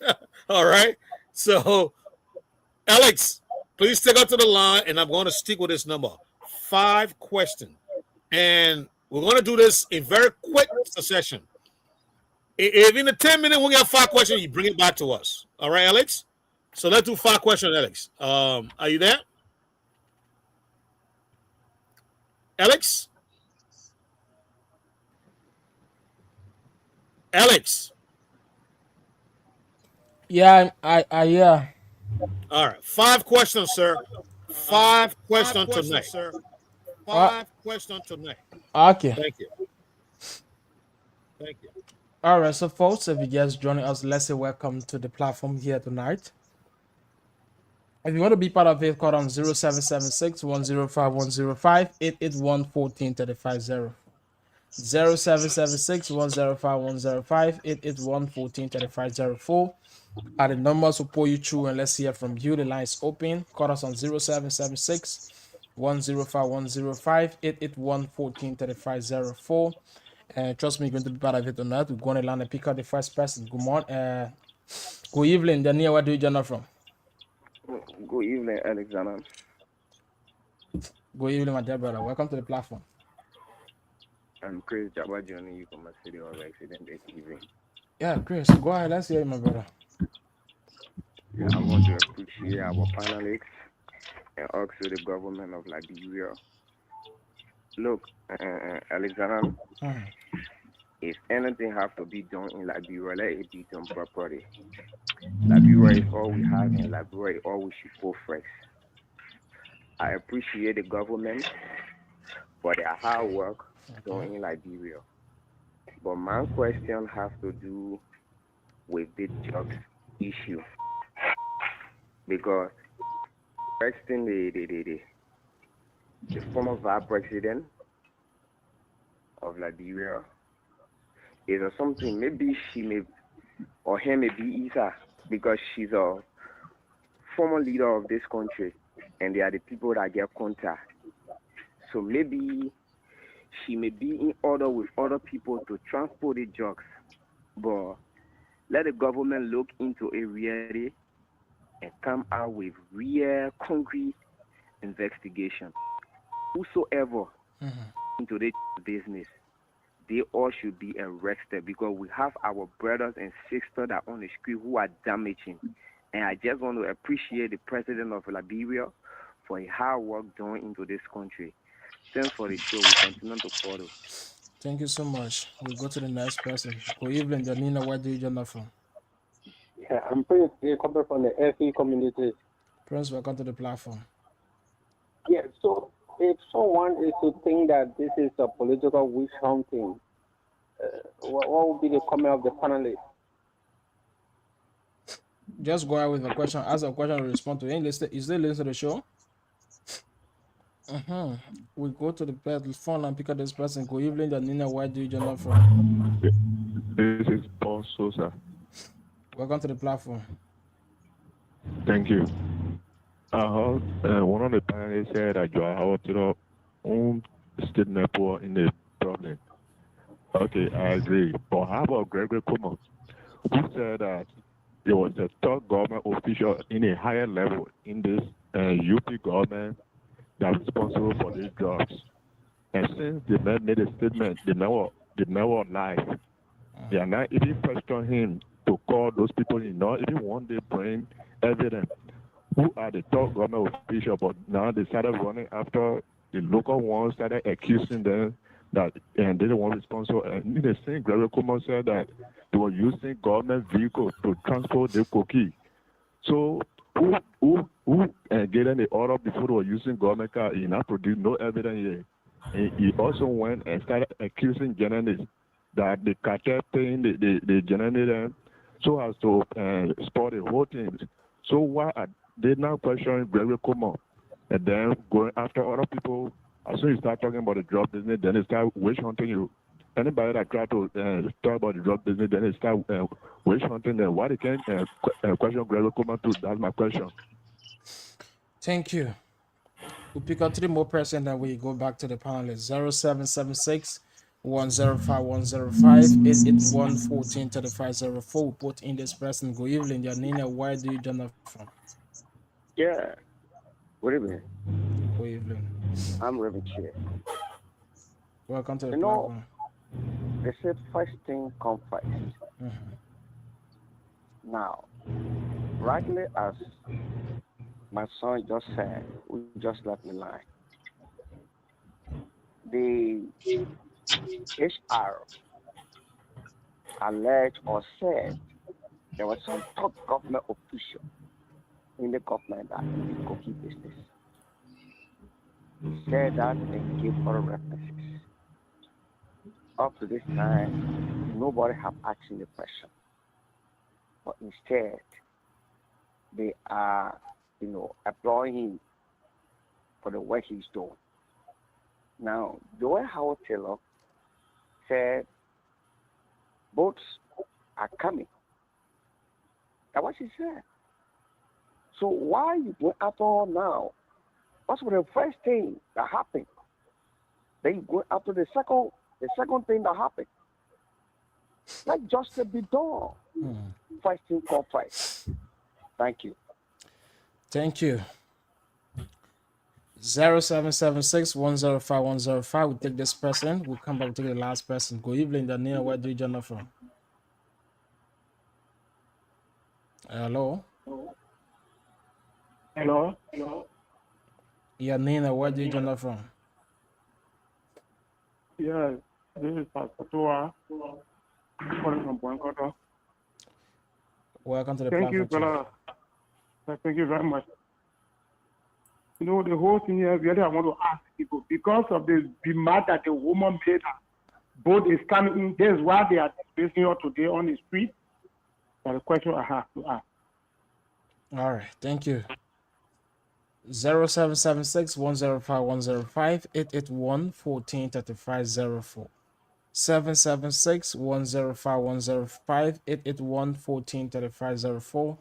We pick out the last person here and then go back to the panel quickly. 776 105 105 881 143504 are the numbers will pull you through tonight. You're going to be live here on the platform. For those of you just joining us, let's say welcome to the radio service of T-Show with People Communications Incorporated, top 105.3. We go on a line and pick up Mr. Sagan that quickly. Good evening, Chief. You see, yeah, I always have one with how things are done in Liberia. Like The RG came on air, publicly announced that government official part of the drug scandal, the journalists being paid. There was not a single journalist single about him. Government vehicles were being used for the transportation of this drugs. Now today you are arresting another person, charging them, and people are linking her with statements she made that both were coming. We should not be in this country to always leave room for speculation that people are being witch hunted. If the people are really sincere and serious about investigating the drug, the first person should be on the list should be the police director. Let him single the people out. Then we know that things are done. People are saying this, that, and that. Okay. Let's be candid in this country. That's a bad precedent we are setting here for tomorrow. We will not look at things from the surface. That statement that man made is tantamount to even put the whole government reputation at stake. And he stayed there is not being questioned. Thank you. Thank you. Thank you so much. So at this point, we'll hold it there and go back to the panelists here this evening. So thanks to all Thank of you, you. Mr. Woolen. Thank you so much. Thank you so much. I always say when people can always surprise me. Well, I think it says 11 p.m. there in Liberia. They will not call. That when they can call plenty. Well, that's good. Well, thank you guys for being part of the show this evening. I want to start with you, Mr. Nubo, to respond. I think I'll pick up 2 or 3 questions here, but I'll let each one of you to answer to respond to what you heard. Mr. Nubo, let's start with you. What I heard, I think most of their focus was on Mr. Nubo. Yes. Let me hold you, sir. I just realized that we've been joined by one of our fellow panelists. Let him introduce himself, and I'll come right back to you, sir. Please. Okay. Mr. Nippet. Mr. Nippet. Yeah, let me call his name. Mr. Nippet, please introduce yourself, sir. What a day. Thank God it is Wednesday and we are on set to speak to our people, to teach our people, to bring them information. You have called my name, so I think that they know my name already. And let Mr. Nubo continue. Thank you, sir. Mr. Nubo. Yes. Okay. I feel that I beg to differ did not do justice to the case. What? In the charge sheet, there is no reference to the video that you played. Okay, let me hold you right up, Mr. No. Let me land. You will land, sir. You will land. Let me just make a quick interjection in your land. When I play the video, I will play the video in reference to what Madam Claudia said. I never played a video from the beginning of the show, but when she came on and she referenced the video. I said, let me play it so all the other panelists can hear it. That's why I played the video. And most of the people that call, they were referencing the video, but there is nowhere in the charge sheet that it referenced the video. They say drug trafficking, money laundering, unlicensed importation of controlled substances, unlicensed sale, distribution of controlled substances, criminal solicitation, or criminal conspiracy, other related offenses. That's what it says. So the colors did not reference any of those. I mean, her statement has nothing to do with money laundering. Her statement has nothing to do to the sale of controlled substances and what have you. So there, I feel that I know we blew it. Thank you. All right, I beg to differ, but let me go to Mr. Monju. Mr. Monju.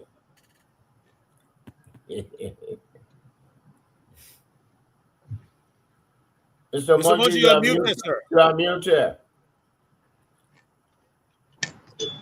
So you really want to hear me, huh? So on this panel, I condemn the destruction of the 4.2 metric tons of cocaine. I think you all remember that. Those that were there at the time. Jua Howard coming from? I don't know. You should be good now, so you should be good. Yeah. Hold on, I got it. All right, go ahead. Okay, so like me, Jua Howard Taylor condemned that destruction, of the evidence. But I think that shouldn't play a part in, whatever indictment they have against it. But what the government needs to disclose, and this could be critical, because if they don't do this right, Mrs. Howard Taylor will walk. They need to tell us whether there were representative samples independently tested. They need to tell us who witnessed and documented the testing and destruction. Whether defense representatives had an opportunity to inspect the evidence. They also need to tell us the weight, purity, packaging, and fingerprints that were documented, as well as the foreign labs that verified the substance. So it's this thing is just beginning, and it's not as straightforward as some of us, there's some people out there might think, oh, well, those are looking at it from a political lens. Might think, oh, she was in power. Gregory Coleman said it started in 2021. No, it's not straightforward. So those are things that the government of Liberia need to focus on for some of the forensic aspect, the chain of custody and all that sort of stuff that we're not known for. I think Archie, Mr. Nubo and Mr. Nipe remember the story I told about Zobanjo, right? Mm-hmm. Yeah. Yes. Right. Yes. Down Waterside, where this man in the early 70s went down Waterside. He was angry. He took his shotgun, a buckshot, a single barrel, and he shot some people. Apparently, people died and all that. And the Liberian police went there and started shooting at him too. So at the end of the day, when they arrested him, he said his lawyer, Joseph J. Chesson, say you didn't kill anybody. We can prove it. And Zubanjo say, okay, I didn't shoot anybody. Because when they went to court, Chesed asked, where are the forensic tests? Bring out the bodies that the bullets went through. Where's the forensic lab to test the bullets so it showed that it came from Zubanjo rifle? They say, oh, but the people that they killed are also Madingo people, or you know that Muslim people, they buried them right away. So a lot of them were from Guinea. And we all know Muslim people, they don't go and honor a body. And what happened? Zubanjo walk. So don't be surprised if that happened. We have not learned anything. Sloppy. Alain. All right, Mr. Moju, thank you. Again, I beg to differ, but we're going to go around the table. Let's go to you, Madam Claudia. Thank you very much. I just want to say this. We know that Gregory Coleman is very involved in this. And that's only because he is the investigator. He's supposed to be involved. He's supposed to have information, just like we, the journalists. We have a lot of information, but does that mean I did the crime? Does that mean I'm the one that is soliciting or conspiring to conspire with criminals? No. But the question is this. We know that Gregory Coleman has even went to the extreme to arrest his own people in. And all the people, the patrol chief, the major crime chief, the CID commissioner were all caught red-handed. And we have something called snitching. And everybody's entitled and have their right to snitch. Sometimes the state can even minimize your indictments based on concrete information. All we know, Madam Howard is just the small fish trying to catch the big fish. You understand? So the questions from those that are calling, you have to understand, Gregory Coleman has the right to have the information that he knows he has. But it doesn't mean he has the right also to expose that information. Because we know Liberia now, Facebook and social media has become the norm of Liberia. And I respect that. And I encourage people to let social media help build our lives. Be well informed. Know everything about what we need to know in surviving out here in Africa. But it doesn't mean that because I know all that thing, mean that I'm part of it. Right now, I can give you a whole bunch of information because I see more than anybody. But do you see me running to Liberian headquarters to say I see them one, I see them one? No, because I don't see much. Your evidence has to be concrete. It cannot be speculation. I can speculate anything because I'm not a political partisan. I can speculate anything against CDC, UP, or anybody. But it's not right to speculate. It's right to go by what is evident in this case here. We have big police people in jail. So that's all I wanted to respond to that. But I also want the panel to answer their question for me in going through all of these, answering our callers' questions or whatever. Do you think that Gregory Coleman should be suspended for now? Shouldn't he be suspended for now until the entire thing finish where? Tina Bono, she was arrested. Many years ago, she was allegedly accused of having a cargo of drugs brought in. Her name was somewhere attached, allegedly. She turned herself in for a different crime. And like I said, everyone has their right to snitch. Even me, somebody hold me for something I know I'm not part of, but you did it. Y'all can't kill me one time because I will snitch you out. I don't want to go to jail in Africa. The condition in South Beach, let me tell you something. I went there. The condition in South Beach for the women's side is okay. You just sweep whole day when you enter. They want to show their imperial, their status, the women, by giving you a broom and maybe sweeping whole day.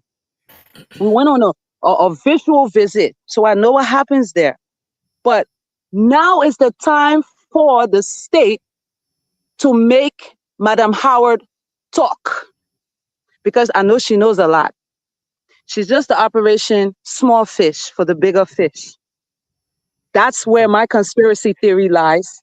And I look forward to following this case head on. And we will follow it. We'll follow it and make sure that we follow it just how we followed the previous case with the late Madam Jackson, Mrs. Jackson, because he made a comment on Facebook, oh, my wife not that, my wife ain't make it. Right away, he was held for murder. And later what? Acquitted and sent home. So you have to understand that what we say with our mouth can put problem on you and put you with something that you don't have no knowledge of. We can lie in Liberia, Bawe. Everybody knows something. Okay, I'm finished.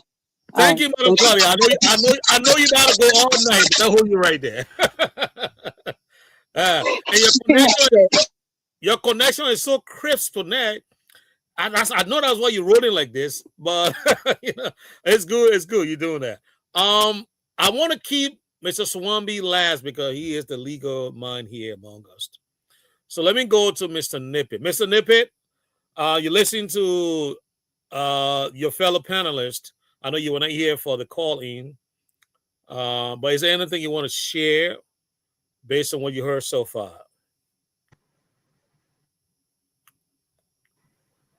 I heard the callers. Oh, you did? Okay. The first person said that he welcomes and commend the government for doing what it is doing.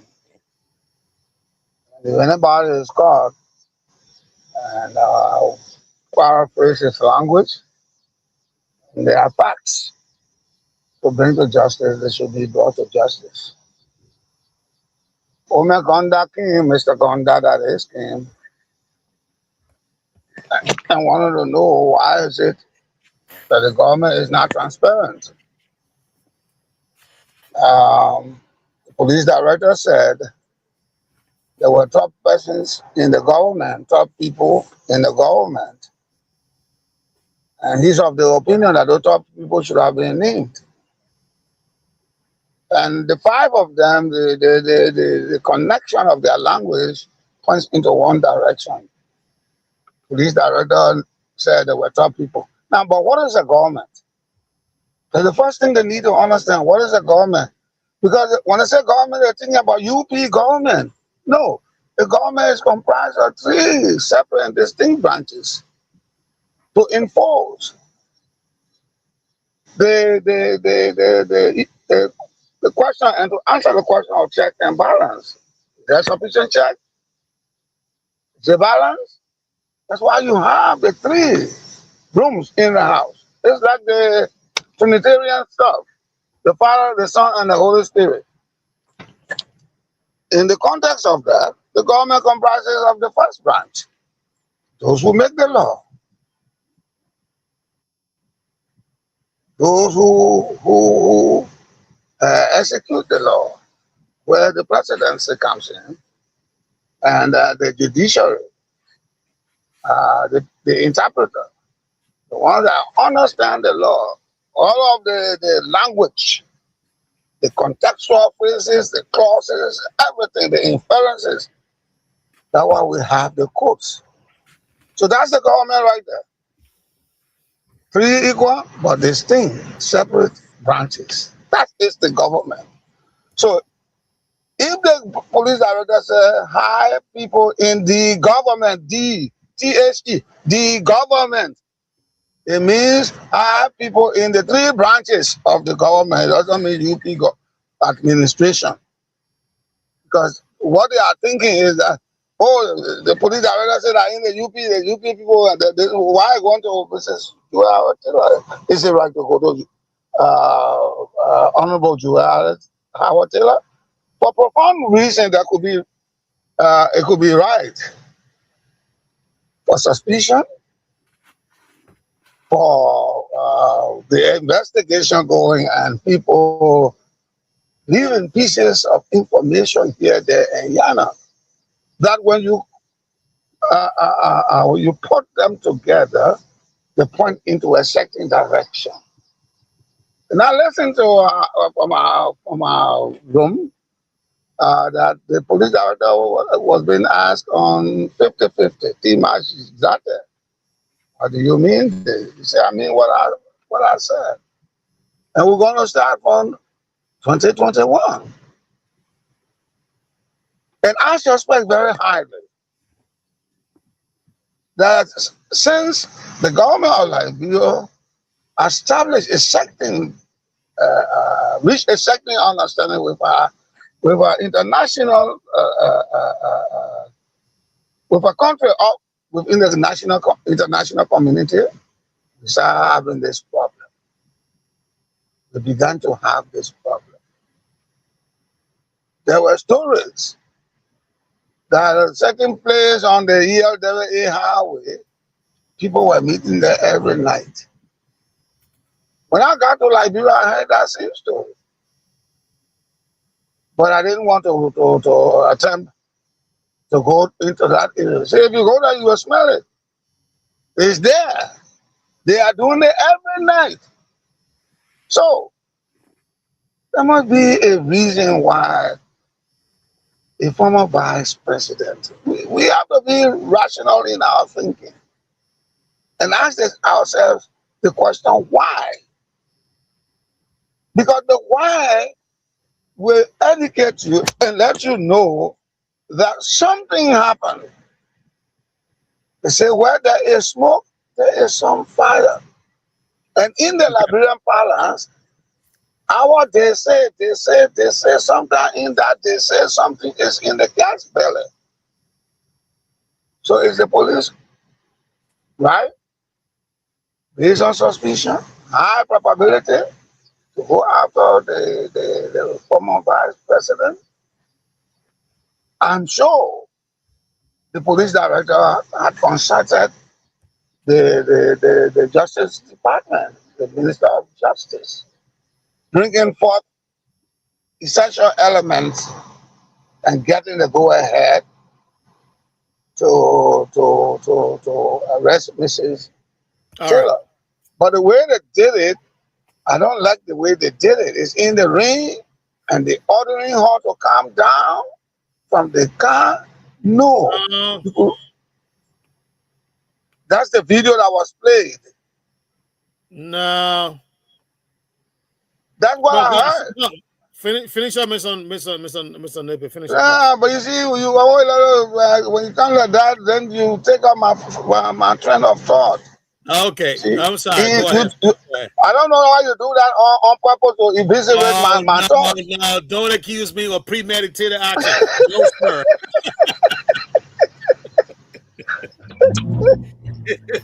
So I heard the video. Oh no, she will not get her in the ring. Oh, and she's talking that they identify the car 1071 that. But they should have issue such warrants. Because the law does not mean its language. All right, let me hold you there, Mr. Nippy. Let me hold you there. Let me hold you there, sir. Thank you so much. But I didn't learn. I didn't learn. You murder the people on the plane. All right, get a second, sir. When you're talking, nobody talk. Nobody talk. 10 seconds. So they should have accorded her some deference as being the former first lady. I mean, former first lady and then former vice president. Search warrant, go to her and see whether there are pieces of information there. But to order her to calm down in the ring and her security saying no, she's not going to get down and all those kind of things. That's not good. That's humiliation. The law does not guarantee you humiliating a person before you carry them to the court. Because the law presumes that everyone, when they are caught, they are not guilty until proven guilty. So you cannot just grab the first lady, the former vice president. That's our former vice president. Grab her in the street. And then Claudie was of the opinion whether Director Coleman should not step down. And if he were to step down, then the investigation will go as smoothly as possible. Well, the hammer he's in the operating theater, so he has to operate until it is proven that he Thank said you. snitching, that the information comes out that he is a part, he facilitated in the whole crime. But Mr. Numba, you're not a host. Okay. Why are you doing that? No, I Let, just said thank you. I can't thank you. gentlemen, No, I I didn't say I gotta bring another panelist in. Thank you so much, Mr. You Nepe. I want didn't to say sing a happy birthday song, you want to sing a happy birthday song, you ran away. Oh, you can take it back. Okay. All right. So let go to let go. I will hold. Let me tell you one thing. I want to be very short, Mr. Swami, and I want to bring you in so that you can talk about it because there's another angle that I wanted to bring in and talk about it, and it has to do with Yeke Koluba. But I'll hold on for now. Let's finish with the aspect, and then we'll move on to the other side of the debate. Mr. Swambi, do you agree? I'm going off now of the call. I'm going from the callers. Do you sense any witch hunt into this? I mean, you explain to us legally here. If I know a Jewel Howard listening to this tip tomorrow, or any other people that will feel very good because you dismiss everything that's happening here tonight. You as a legal defendant, lawyer, this is nothing, All right, so the government said what the government said. But as a legal lawyer, it is normal. But we're going to meet before a judge if we have a bench trial, or we're going to meet before the jury if we have a jury trial. And so if I am the accused and listening to you, I feel very relaxed right now. Okay, yeah, all right, that got rid of relax my mind. But please speak to the question of the callers. Do you sense any witch hunt into this? That's my only question tonight.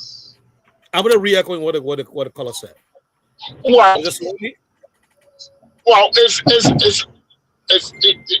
your question is a difficult one, and it is not a stand-alone question, meaning a question that has a yes and no answer. And I'll pick it back on. I keep forgetting my brother name. I don't know, it's Juju or what have you. I'll pick it back on some of the things. Manju. Okay, Manju. Yeah, Manju said earlier that certain things have happened in Liberia before. I think where the color is coming from has to do with what I call the expectation gap in Liberia as far as the Liberian judiciary is concerned. Okay? We have three branches of government. From time immemorial, the judicial branch has been used by political leaders to target their friends, has been used by political leaders to go after their opponents. And as a matter of legal practice, the judiciary historically has been inept, opening itself to repute, opening itself to be discredited on grounds of corruption and what have you. So over time, people have developed a perception that nothing good can come from the judiciary. Now, on the sum total of what the government said today, just looking at it objectively, let's say this is an objective, free, impartial judiciary, I don't think I can read into it that the government is targeting somebody. Okay, if that statement had come from the Attorney General of you and our great Commonwealth of Virginia, I wouldn't be questioning it. But as a defense attorney, I will be happy that has been retained because the money has to show up in my bank before I show up.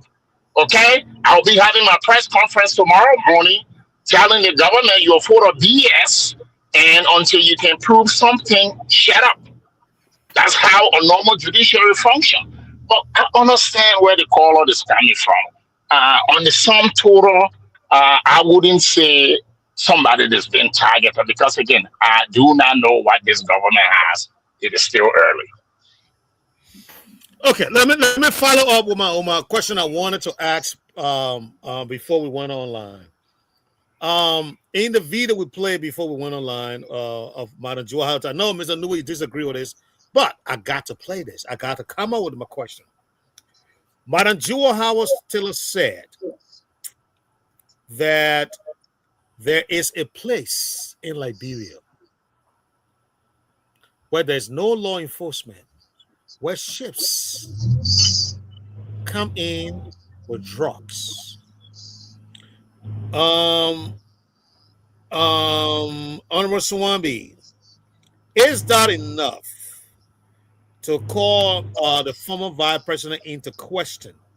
Or is there enough reason in that statement to want to question her based on what is obtaining in the country currently, as far as the drug proliferation is concerned? But as a matter of investigation, I think it is prudent to ask the former vice president of the republic, what she knew then when she was vice president about the so-called port or entry where there was no governmental entity and where drugs came in routinely. And if she knew then, what did her government do about it?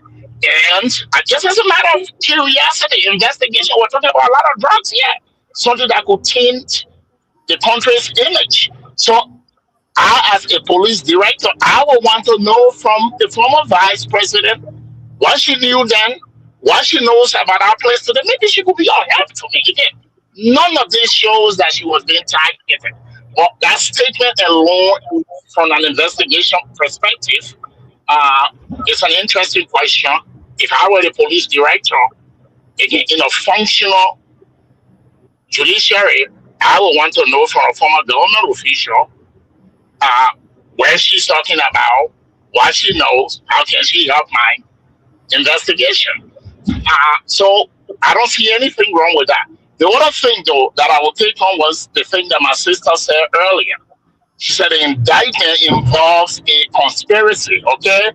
One person does not conspire. The definition of conspiracy as it relates to crime is the same across the world. There might be, people might play on the words, but they all mean the same thing. There must be some meeting of the mind between one or two people, and it must involve some illicit activity. And just because you meet and conspire is not anything but yet you actually be on will to carry on that conspiracy. You must take some substantial steps towards the implementation of the conspiracy. So again, I caution everybody, we should take time and wait yet. This thing is not over yet. If it is true that we sought help, that Liberia has sought help from the United States, Great Britain, and other people, I will tell you, on the charge of conspiracy alone, a lot is still to come. Okay. Mr. Monju, any question or comment? I've got a comment. I've got an observation. I believe that Liberia will suffer what they call an institutional capture. You've heard about what does that mean? The first time I hear that phrase. Yeah. Well, you guys, police officers have already been implicated in the order trafficking investigation. The authorities previously said officers help escort cocaine after it entered Liberia. So therefore, the investigation just can't stop with politicians or foreign traffickers. They need to examine, police and drug enforcement officials, airport and seaport personnel, people that handle packaging at the airport, customs and immigration officers. They need to be investigated. Freight forwarders and logistics companies, they're the one who actually, move back and forth within the country. Banks, money transfer businesses, and of course, beneficial owners, political sponsors, and campaign finance connections. All those things, it's it's bigger than Jua Howard Taylor. This is a whole kind of universe that the Liberian government, and like I said before on one of our previous panels, I said we shouldn't be ashamed. It has nothing to do with, oh, well, we're infringing upon our, these people will infringe upon our sovereignty. No, go out. The United States. Yeah, you said that before. Yeah, you did. Mm-hmm. Yeah, I said that before. That's what the government needs to do. Do not think about, because this thing is big. If they don't know how to solve it, they don't know how to resolve it, we could end up like what happened to Guinea-Bissau. It became a narco state. And that's where it was, how to call it, the state was captured. Yeah, because the narco dealers in Latin America. Then you got the Balkans too. I think when our Minister of Justice, during his presentation, he mentioned people from the Balkans, Croatia, yeah. Mm-hmm. Ukraine, and all those places. So this is an international war. And while we're fighting that war on one hand, I was just looking at the data coming from in India to Nigeria, the tramadol that they're feeding throughout West Africa, that in all the you go into the Liberian pharmacies, they're there. So we got this drug fight, we got it on so many different fronts. So we got to go out and, ask for help. The Indian government helped the, pharmaceutical companies in India that manufacturing these very, very dangerous drugs. Some designed for animals, but some humans, they take it because they make them high and they destroy them. Thousands and thousands of metric tons they have intercepted coming to West Africa. So that's one area that we barely hear about. The Ghanaians are fighting it because their children on drugs. I mean, it's just completely, it reached to a point, almost a point of no return, that they got to ask the Indian government to help. So look, let's do a root cause analysis. The root cause is we manufacture in India. Once you shut that down, we wouldn't see the flows into our pharmacies in West Africa. So yeah. And like I was saying, I don't know if I mentioned this previously. The stop that they made on the former vice president, I don't know if it was illegal. Was there a warrant for her arrest? I mean, what actually brought about that stop? Was she wanted? Those are questions we need to ask. You don't say, oh, because, the people not in power, we can infringe upon their rights and get away with it. Well, when they get the next group come into power, they probably would say the same thing and do the same thing. Yeah. Okay. All right. Thank you, Mr. Monju. Mr. Swami, I know Mr. Monju didn't ask question, but somebody he was inferring to a lot of stuff that I think you want to speak to. Did you get him?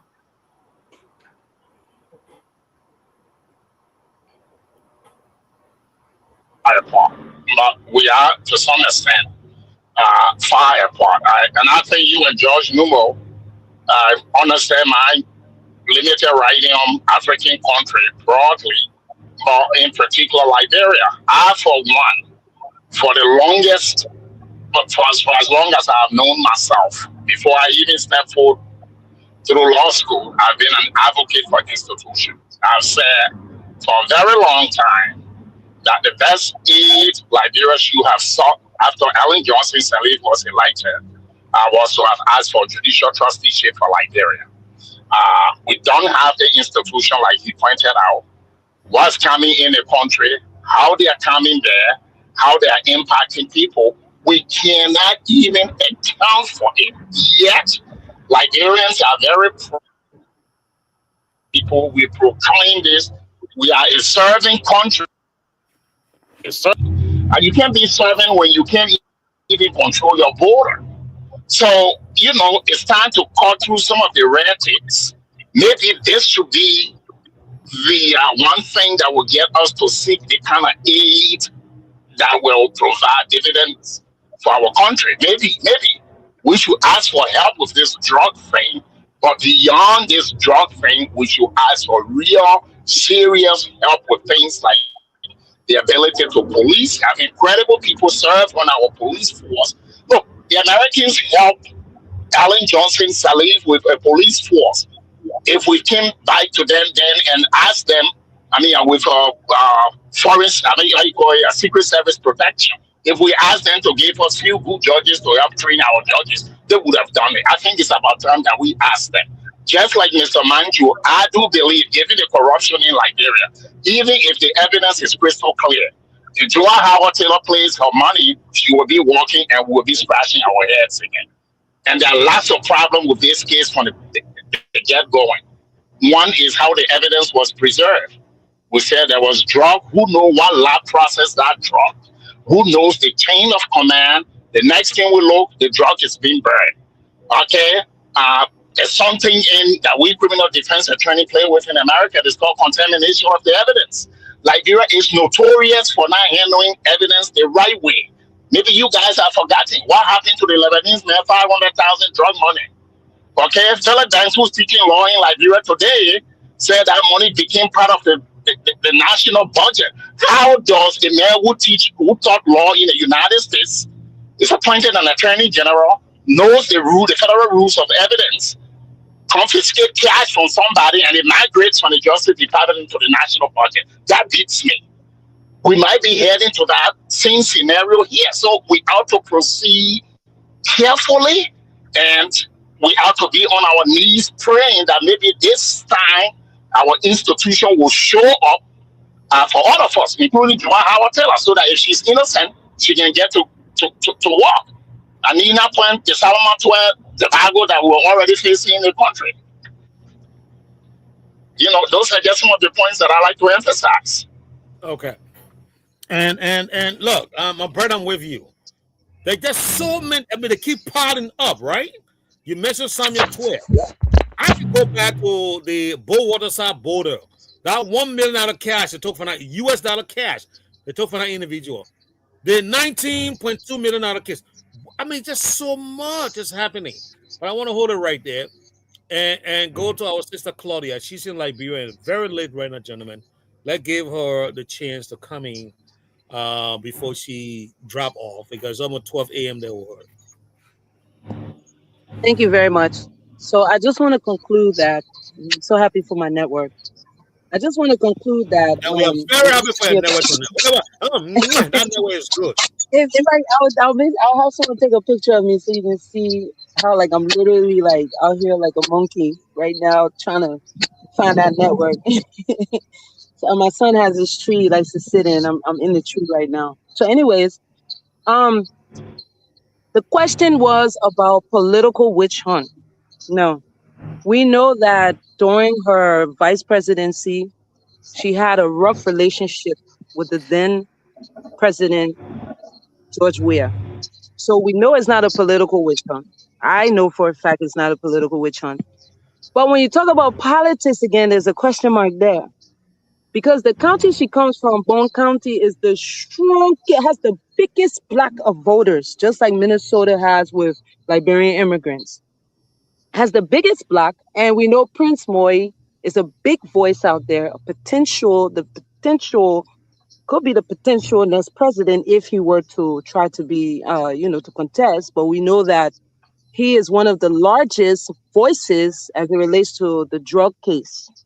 He's always on top because we know, and I can share a video with you, that Kush, everyone voted this present government to take Kush from here.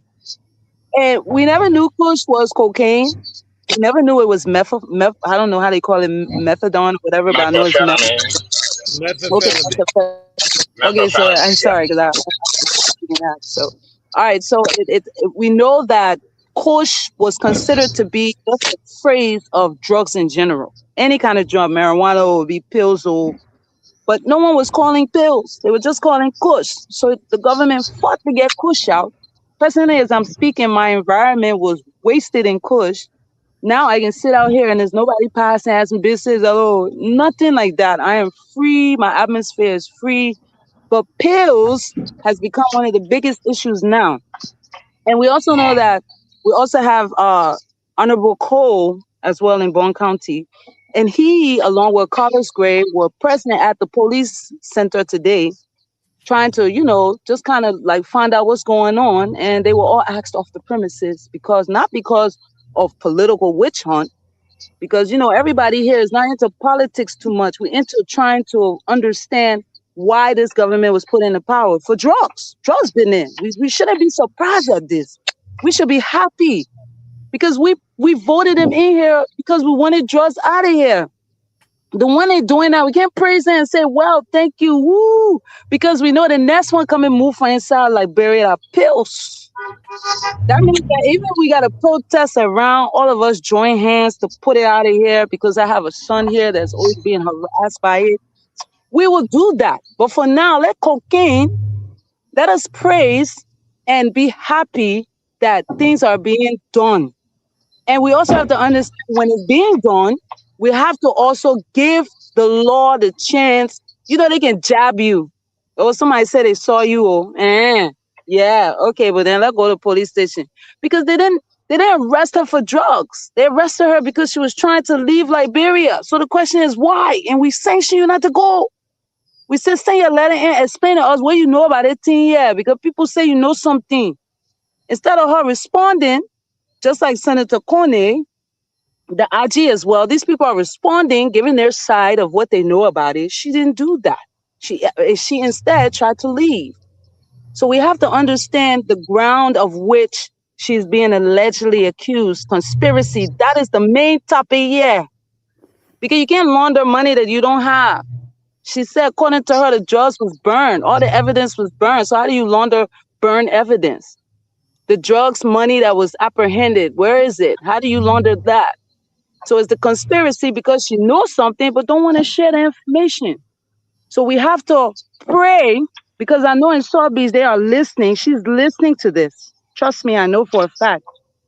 And I want her and everyone that knows that they're not part of this whole syndicate to be very honest here. There's no friendship when it comes to freedom. Because the person you defend, that person walking free or around here chilling. The money that they're spending to buy big cars, put 20 meters in their houses, you're sitting in Sotheby's because you have information on them. Let the government do its job. That's what we put them here for.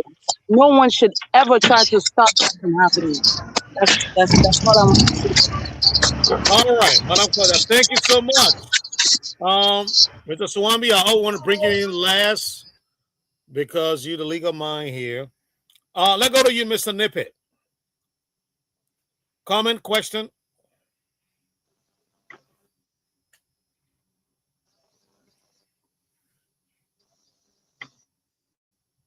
Oh my God! What is Mr. this? Dumo? No, I got it. Please. Okay, sir. Okay, all right. I thought you. I couldn't get you. And then we're live on the radio now. We can't be too. Not my time, but you can go right ahead. No, go ahead. You want Eastern time I do now? If I were, no, that's the telephone gave me problem. Okay. If I were the police director, knowing that Mrs. Taylor had said there were places in the country where ships were docking and substances were unloaded and then brought into the rural community, I will invite her. I would have invited her. Absolutely. Because I would have invited her because consistent with what she will tell me, that will be a burden of proof that the prosecuting attorney will be able to use. Say, for instance, I'm talking about Sanoport, and no police presence and no CID presence and where they are. And I've had a personal experience as your first lady and vice president of the Republic of Liberia seeing these things here. Could that be why in the previous administration she was detested, she was treated unlike a vice president and a female? That could be some of the reasons. But this thing not supposed to happen. And the power that be at the time vehemently protested, you can't be my vice president, you're seeing these things, so I'll sideline you. And she was sidelined. But I say again, the law makes no excuse for a person. Take, for instance, here in the United States, even though President Trump now for the second time was former president, he was taken to court. In Liberia, what happens in Liberia is so strange that when you have sat in an office, which is tentatively, it does not make you a law. Your personage is not upgraded to be a saint. You are an ordinary person, but you have an opportunity to serve your country. When you leave that seat, it does not preclude you from any investigation if you were to be investigated. When we start doing things that way, consistent with the law, not in violation, but consistent with the tenets of the law, we'll be getting somewhere. The right councillor talk about trusteeship, about judiciary, trusteeship, about judiciary. I think the trusteeship will be like what Monju said, grabbing something and holding onto it. It will be something like taking us back. Even though we're now colonized and this is not the ACS time, but it will be like carrying us back to that time. What I have observed in Liberia, they have had this workshop with legal luminaries coming from the United States and imparting the first class judicial practice to our lawyers and to our judges. And they had this building just opposite the police station on the right side where they used to go to the classes. So I would not want to have our system hijacked, that you have others to come and practice law or to be in the law offices or court to be telling the judges what to do and how to do and what to say. My preference will be that we have a continuous process of brushing them up. You have the legal-minded scholars from Great Britain, from the United States, and even from our sister country to just come. Judge Epstein, you have students exchange programs. Exchange our judges, go to Ghana, sit down there for some time, watch the judicial system. Because when I was at the embassy, what did we do? We brought two chief justices. I spoke with the ambassador. It is high time for our chief justices to come abroad. He said, why? I said, so they can learn this. I said, the justice system is something like a medicine. Every time they have new things, they have new invention, they have new way of overhauling the system. And Johnny Lewis, peace be to his memory, Johnny Lewis came. And then the next one was Chief Justice Francis Kwakwa. He came here with Elizabeth Boyne, who is now married to the former ambassador to Japan, Liberian former ambassador to Japan. That one Nelson. Brambo Nelson. So when you do those kind of things, you see, you have to think out of the box. When you are given an opportunity to serve, Thank you, you sir. serve in a way that it's like you're going to taking your daily shoes or your daily clothes to the dry cleaner. You take your Amen. shoes to the shoe shine man, and he polishes it well, and nobody know that our shoe gets more spot on it, but it's well polished, so you can wear a new suit with that. Your clothes is well ironed and dry clean. That despite the fact it's an old clothes, but you can go to any banquet with that black tuxedo that you have. So I agree with him in one sense that our people should be polished so that the judicial system can be more credible, unlike what it is now. But if I were the police director, what I saw on the video, I would not have done it. Even to a common citizen who has who selling on Broad Street, I would not have done it. He said, Okay. Gayeson got some information about people selling coke in this place. I will invite Gayeson. Thank you, Because Chief. Gayeson will stand the test of time if I took that case to court to bring down the guilty judgment. And that will be my only thing I see. Thank you very much. Thank you, sir. Mr. Nubo? Yes. I've been waiting, and maybe the next time I need to come before Mr. Nippin because all my thoughts You're taking up can all your go time now. away. All my thoughts can go away. You know, But George Nubo, but he always let us vacillate. but but I feel that this is not a witch hunt. I know Joel Howard is highly educated woman. Is a highly educated woman. Well, let's say she's a And, lawyer. She's a lawyer now, so she's a member yes, of the Supreme Court, the bar court. yes, I know. And if the people at the airport went there with no warrant, she was going to talk about it.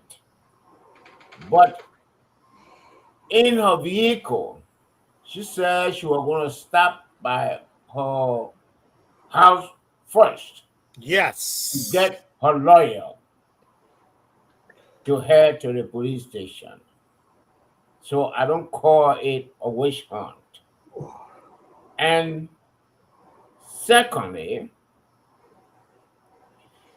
she has made several utterances, even though the charge sheet did not talk about that, because some of them had no relation with a charge.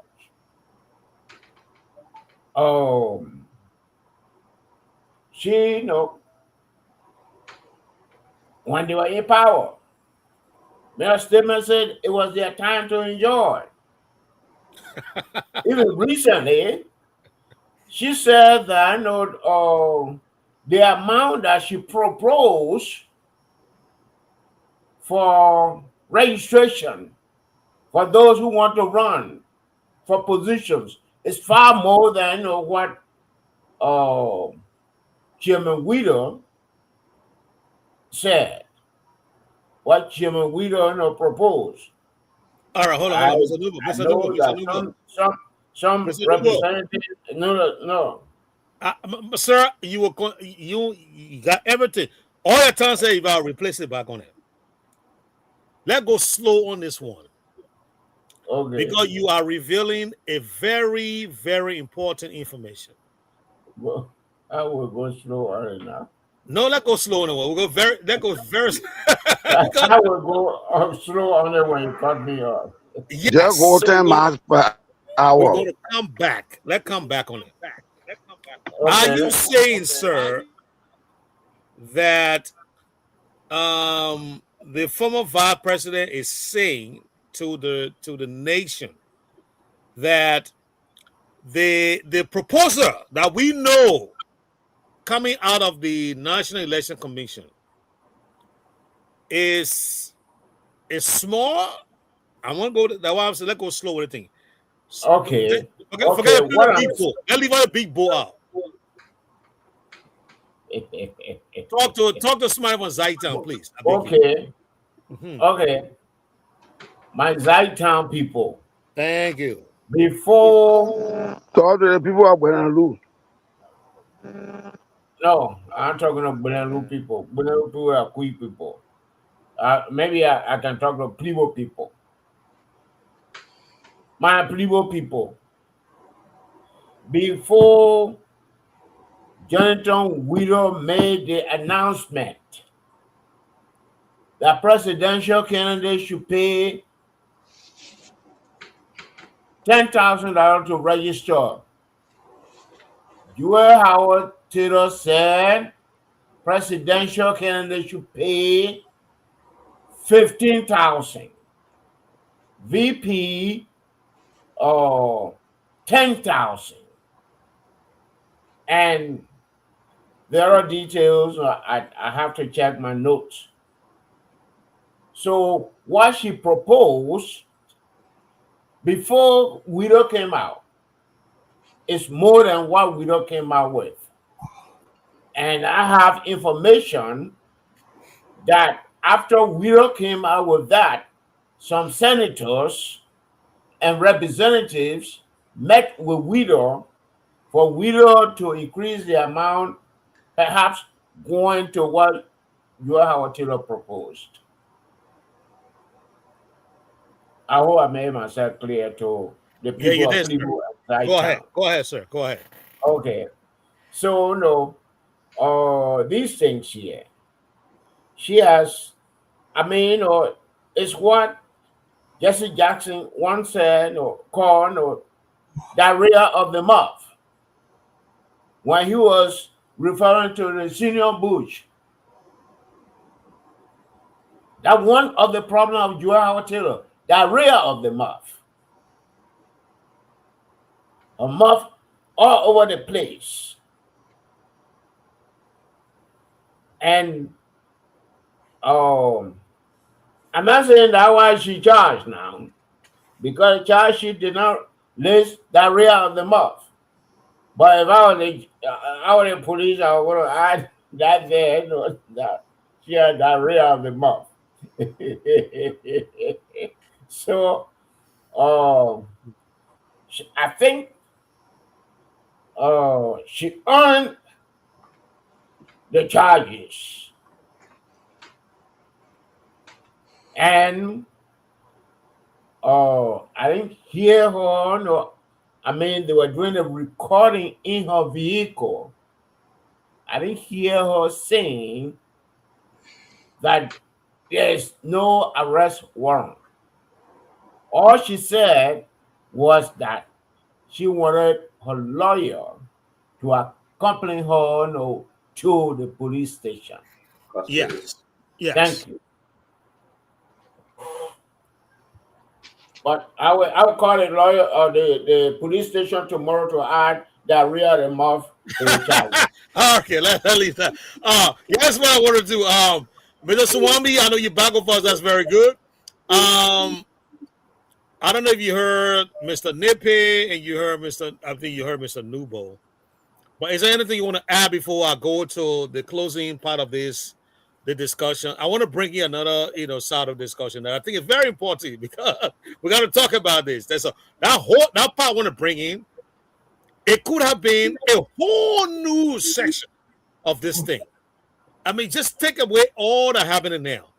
That part of it could be an entire, probably 2-3 year investigation. But anyway, Mr. Swami, let me hear you, sir.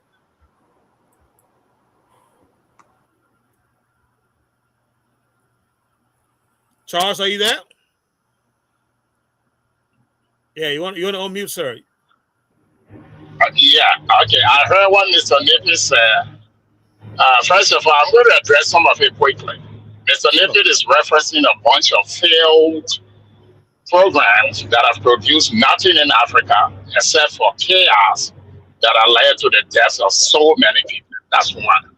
Two, Liberia is not a sovereign state. A sovereign state provides for itself and provides for its own people.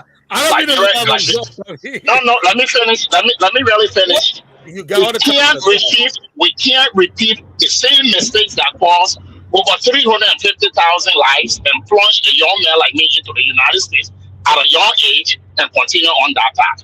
You reference Ghana. You don't know how Ghana got to where it got to. I can tell you, Ghana started at my law school in the United States, in Kansas. They have a program that worked. My law school was involved with it. That's how Ghana turned around. The future Chief Justice was on my campus. He met me personally. I can tell you a whole lot about Ghana.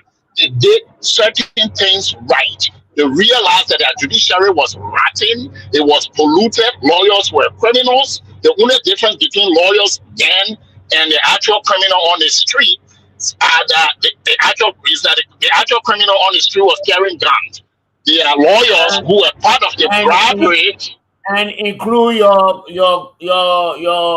father, Professor Dr. Ayete. Yeah, my dad, Ayete pushed and we got Ghana changed around. The only difference between Ghanaian lawyers and the real criminals were the real criminals carry guns. The Ghanaian lawyers who were part of the criminal network, they were so sophisticated, they carried grip like I carry around in Washington, D.C. But in that grip were blood money. Okay? The Liberian judiciary is a disgrace for the Liberian people. I am appalled that you will even say that we should bring them training. Let me tell you, I was aware of the ABA program when Johnny Louis was Chief Justice. They went to Liberia, conducted the training. Hardly have they left when the crooks were asking for bribes and cheating. That's precisely the reason why they do not want Liberians like us who went to school in this country. Just want to go by this, you're listening on the place it's not working. It's only a matter of time when we will start shooting one another again. Let's dismantle it. Let's ask your help, real aid that will help us turn things around is what I'm talking about. For example, in the United States, if a lawyer takes money, you're supposed to show up in court and you don't show up, you pay a price. There's something called a bar association. What has our bar association been doing in Liberia? I have my first complaint as a lawyer 10 years after I've been practicing. You know why I was hooked on? I didn't take money. I didn't sleep with my client. The client complained that I didn't return their call. I went from being a lawyer with stellar background to having to answer to the disciplinary board of Pennsylvania because a client claimed they called my office 2 to 3 times and I didn't return the call. I won that complaint because I actually have phone records showing that I called the client. You get what I'm saying? There's a price to be paid for the license that we carry. There's not a price to be paid in Liberia for corruption. Okay, lawyers can take people money and not show up to court. You got judges in the system who play both sides. When you have a judiciary like that, significant case like we're talking about today becomes a joke. That's what I'm trying to say. Swami, I got to hold you right there. You're going to continue. I got to hold you right there, my sir. I got to hold you right there. Look, I don't know. Hold him right there. Hold on. Mr. Nippy, you're going to come here and defend yourself. I mean, he's not saying anything against what I said. No. Oh, yeah, okay, that's cool. Is that why you? Because it amounts to just what I said. Mr. Nippy, let me come in and I'll bring you in, sir, please. Is that okay? Okay, thank you. Now, Mr. Swami, you said that we carry. I mean, you guys. I'm not a lawyer. Thank you. You said we carry the badge or we carry the license for a reason. Of course, Mr. Swami, do you know that we are currently pursuing and agitating for the misconduct of a lawyer called Nat Wilkins in Grand Judah County who was taking bribes. Let me put it on S. Let me pluralize it. Bribes for so many clients. There are other lawyers. We got people. We got clients that came on the show.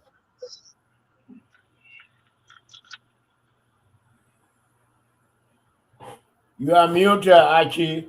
Oh my God, Mr. Nubo. Why you didn't say that in a long time? Hey, man. No, I heard a lot of what you said. I know, man. I know my finger just hit the thing. I know I wasn't muted like that.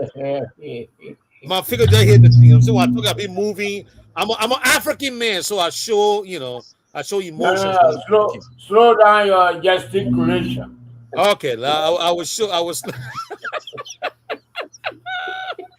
Let me gesticulate. That's my own word. Don't hold it. You know, acting for the action. Yes, I do. I do, sir. I do. But, Mr. Swami, we have an organization called the Grandview Bar Association. I know you don't practice in Liberia, and you made it very clear from the beginning. But speak to us from just a lawyer point of view. And from what I heard from you tonight, you are what we consider a very experienced lawyer. You're practicing in my area, in the DMV, and then in the Commonwealth of Pennsylvania. Should the people of Grandview call for the dissolution or the Liberian Bar Association call? I know this is a completely different beg, my people, but because of what Mr. Swambi said, you know what? I'll take that back because this is going to pull off completely off track. I'll take that back. Swami, I'll talk to you in the back. Mr. Nippet, let me have you respond to Mr. Swami. No, let Mr. Swambi respond to that. But it will take us off track, Mr. Nubo, and I don't want to do that. I'm taking Mr. Swambi to Hapo. He will be your southeasterner. Yeah, I want Mr. Nippet to come in. Let Mr. Nippet come in and respond. You will not let me come in. You know, Judge. They are on the same page. So when I was taking to Sassan for the next 30 minutes. Okay, no, hold on. Okay, did he say they're on the same page? If they're on the same page, no need. No. Let me bring Let me bring in the next topic. Don't put a noose around my neck because Councilor Swami would not like it. No, I mean we see different side. We see different side of the thing all along. I Judge Newman knows. I don't believe before but I believe in selected here that can help. For us, for a country that saw a lot of killing, the judiciary, transforming the judiciary is paramount to building a democracy. Even in this country, for you and myself, Black African, to come here, Archie and myself live in the South. For he and I to walk in Tyson's Corner without people attacking on the basis of our skin shows that there was a movement in this country called civil rights. And there were guys like Plessy who challenged white racists in this country on the basis of the Constitution. But beyond that challenge, there was a court that said, as an institution, we're going to stand by the law. We don't have now that in Liberia, and the thing. Now we're standing. That's what I'm saying. Yeah, but now we're standing. Yeah. That's you all have heard the recent verdict of the Supreme Court, where the Civil Rights Act is being gutted as a way you had a chicken on the machine. How do we reconcile that?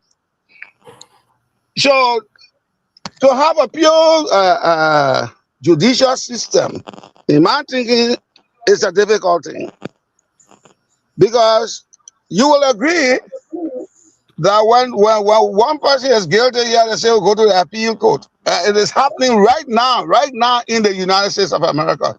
Does it make the United States of America not to be a credible system? Absolutely no. Absolutely no. But we cannot take our country and then we say it is not a sovereign country. Liberia is a sovereign country. We just celebrate our independence on July 26th. We are about to celebrate another one, another milestone, the Flag Day. That correlates to independence. That makes us a sovereign country. That we don't have the gains of other African specifically as you mentioned, Ghana, that's good. But all fingers are not equal. The creator fact, the creators himself, God Almighty, did not create our fingers to be equal. Some are shorter, even the thumb, which is assumed to be the more powerful finger on our hand. The thumb is the shortest. So all nations will not be equal, but they are equal in terms of independence. And nobody can say Liberia is not an independent country. We are a sovereign country. What is independence? But you were defined it because I know independent. Why are you asking me what is independence? You are the. I want to learn from you. I want to learn from you. When you move from the control, all right. When you move from the control of Mr. Swami or Councillor Swami, and you are carrying on your own attitude, your own conduct. You are conducting your own affairs. That is independent in the layman term. That is independent. Okay. So from 1847 till now.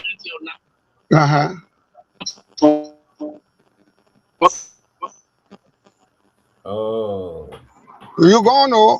No, you he's see? driving. No, he's driving. But myself, I'm driving too. Myself, I'm driving. I'm a car here. I'm driving. Okay, but you aren't driving in the same location. Because we turn around and steal it. Is that what you call independent?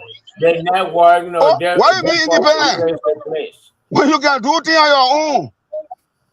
You're not on Councillor Swami farm. You're not dictating to you what to do. You're doing things you want to do. I just want to learn from you what this independence is. But that's what I just said. A self-mastery of your own destination or destiny. Is that what we have in Liberia? That's what we have in Liberia. Nobody telling us what to do and how to do, go about doing what to do. All right, so it's good that we were allowed the guy in Grand Judah to be taking the people money. Yeah. Oh, because you are independent doesn't mean to say you don't have criminals. In the United States here, you have criminals. The magistrate should go to the missing. Yeah, but when you are a magistrate here, and you are caught taking bribe, you know what happens to you? Yes. So that's why you are defending, right? Mr. Nippy, Honorable Nippy. What are you talking? What are you saying? What am I defending? You defending the magistrate or going to the missing boys and saying you're going to $50,000? Did I not speak on that? I got notes for every day. No, that is independent, right? When somebody go to somebody's place, no, that is extortion. Okay, but that's what we're doing right here. That is extortion. But to say Liberia is not a sovereign nation. It's not a sovereign nation is where I disagree with the land lawyer. From the Supreme Court down, you can call it they gave me like Prophet King. From the Supreme Court down, that's what they're doing in our country. Thank you. Everywhere they do the same thing here. That's not true. That's not true. What happened? No, you're wrong. You are wrong. You are wrong. What is happening? What is happening? I have practiced in this system now. You are the lawyer. Give me chance. Let me learn from you. Let the man come in. You see that? You see that? That's not good. For the last 15 minutes. Look at trouble. Look at trouble. The man was having internet problem. Now Gentlemen. Gentlemen, even though anyway, let me come back to your issue and address it before we go. Hold on, sir. Mr. Swami, hold on, please. I beg you. Even though it's 12:34 a.m. in Liberia, we still got people watching us. Let people still learning, my people. I beg you. Let go one. Let me say what I want to say. He has a noose around my neck. So let me slacken that noose. Okay, hold on now. Mr. Nippy, hold on, beg you. Hold on. I'm going to give you 2 minutes to respond because I will take one. We are pressed on time now, so I'm going to keep the time. I will take one. So 1 minute. I'm bringing to the land attorney or councilor are bringing a case in point. The Abrego Garcia case. What happened to Abrego Garcia's case? Is that justice here? You want us to talk about justice? Is that justice here? When they You try want me to to answer free that me, question? when they try to You free want me me to in answer all it? kind of ways, please answer, sir. No. Hold on, please. Hold on. No. Let Mr. Nippy take the 1 minute or 30 seconds hold on now, Mr. Nubo. and make his case. Mr. Nubo, I'm timing the thing. We should not have back and forth. Mr. Nubo, I'm timing the people now. Hold on. Okay. Thank you, sir. And Mr. Nippy, all right, you 30 seconds. No, let me make my case. Allow Mr. Nubo to make a case, please. I'm timing the Mr. Nubo, please. Go ahead, sir.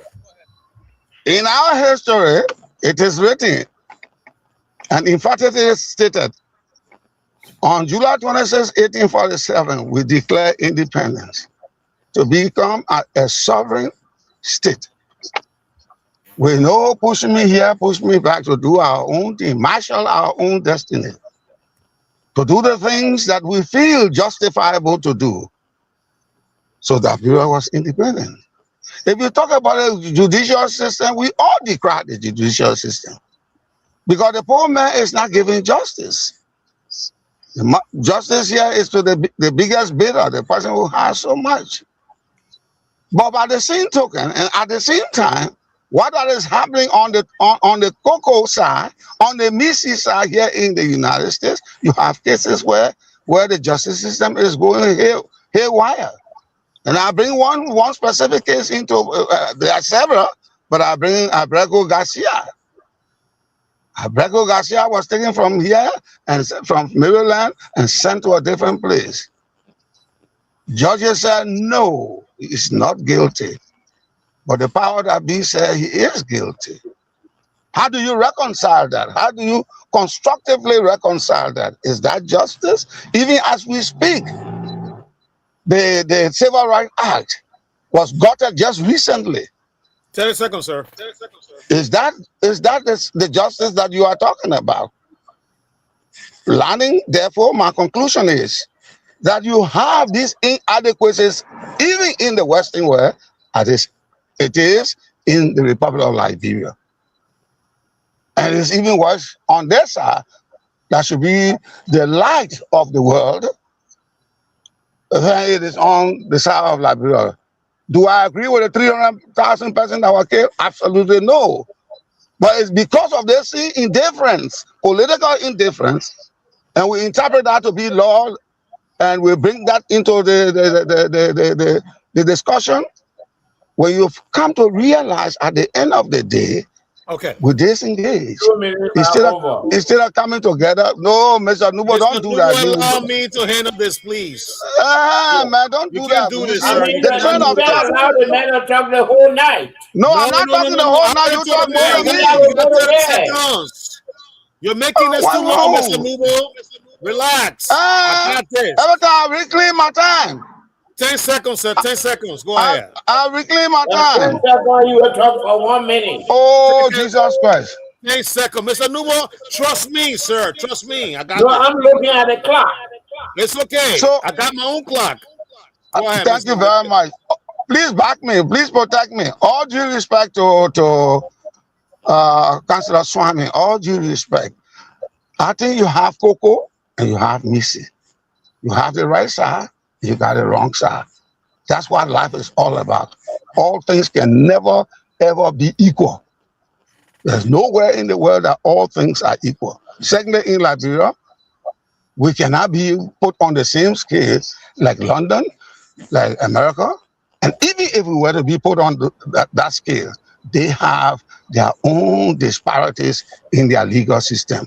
I stop right there. Thank you, sir. Look, gentlemen, I got. First of all, I want to appreciate each and every one of y'all. Y'all know what time is it right now? We're going to 8:40, and I've only lost one panelist. I never had this before. This is great. I'm sorry. I mean, I still had a full panel with me everybody that started the show. Okay, because you allow me so maybe to talk for 5 minutes. No, that's not true, sir. That's the problem. That's not true. That's the problem. And Okay. everybody want to come Mr. on and Nubo, you wait. don't go 15 minutes. It's okay, Mr. Nubo. It's okay. Let me go to Mr. Swami. You agree that because you are the legal practitioner here on the panel, I want to come to you last. So let me go to Mr. Monju. Mr. Monju, is there any question or comment you want to add to this? No, you know what? No. Hold on. Mr. Monju, hold on. Don't say anything, sir. Let me go to Mr. Swami. Let he respond to Mr. Nippy. Then I gotta go to another topic on the same discussion because this is so big. Let me just say I don't have much time. All right, man, hold on back. Give me at least 20 minutes, I beg you. Mr. Swami, please come in. Well, you know, how you call it? I've forgotten his name. I think he's missing. Mr. Nippet is missing emotions with fact. Where he's erring is this: nobody has said that civil rights was not honored as such in the United States. In fact, if you follow the history of this country, you go from slavery, you go to Reconstruction. Always, the power that be from the South has always sought to roll back the law. It has been a continuous struggle. Okay, nobody is saying that there's not those attempts. But the one thing I will tell you about our judicial system is they have fought back. The lower federal courts are still applying the law, irrespective of what the Supreme Court says. Okay. Now you talk about Abrego Garcia. You're missing a point. Abrego Garcia was deported. A federal judge sitting in Baltimore said, "Bring him back." He was brought back. Charged him again. Mr. Swami, can you adjust the camera because we don't even see you at all? Okay, you can see me now. Very good. Yeah. So Mr. Garcia was sent overseas. A federal judge ordered him to come back to the United States. That's why having the president of the United States saying something else. That's telling. Okay? That's telling that a judge acting on his judicial independence is telling President Trump, I want him back. You didn't follow the procedure. Square that with our country. Let me give you one example. Our country that says that banning a sitting president who participated in committing war crimes cannot be banned because you violated her constitutional rights. Let assume that I agree with it. That Supreme Court ruled and say, oh, we are remanding this thing back because we realize that the victims also have the right to justice. No, it did not happen. You cannot compare the United States with Nigeria.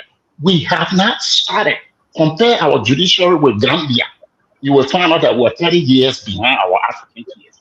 Nobody, not one of us here hates Liberia. We all love our country. We want it to be the best. But the way we can become the best is not to subscribe to ideas that have never worked. Nobody is saying white people should take over the country. When I say judicial trusteeship, we can have African professionals, jurors, lawyers, exclude me from it. I shouldn't be a part of it. We can take them from anywhere in Africa and pay them through an international system that we all agree on to come and help Liberia. My brother, it's hard to listen to you. Our judiciary is a joke. It's a joke. Lawyers take bribes, they take people money, then they give the judges their own share. Things don't get done. People are getting frustrated. You understand why people are cutting one another in the street with machetes? It's because the justice system is not working. We can't throw money at it. You talk about independence. I want African countries to be independent.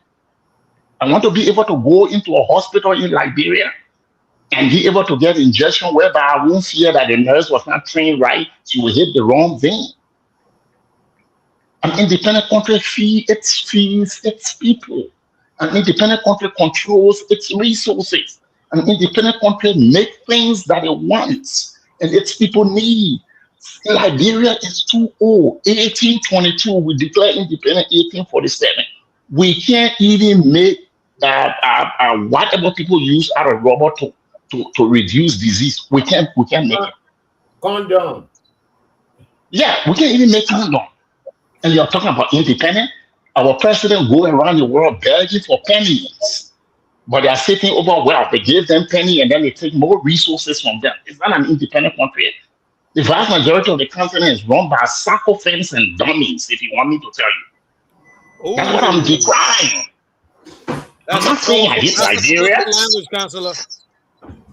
I'm not saying that I want Africa to do better. Then you and myself will not be here. Then the children we have will not be here. That's what I'm saying. Mr. I Swami, think do we're you hear singing me? the same song.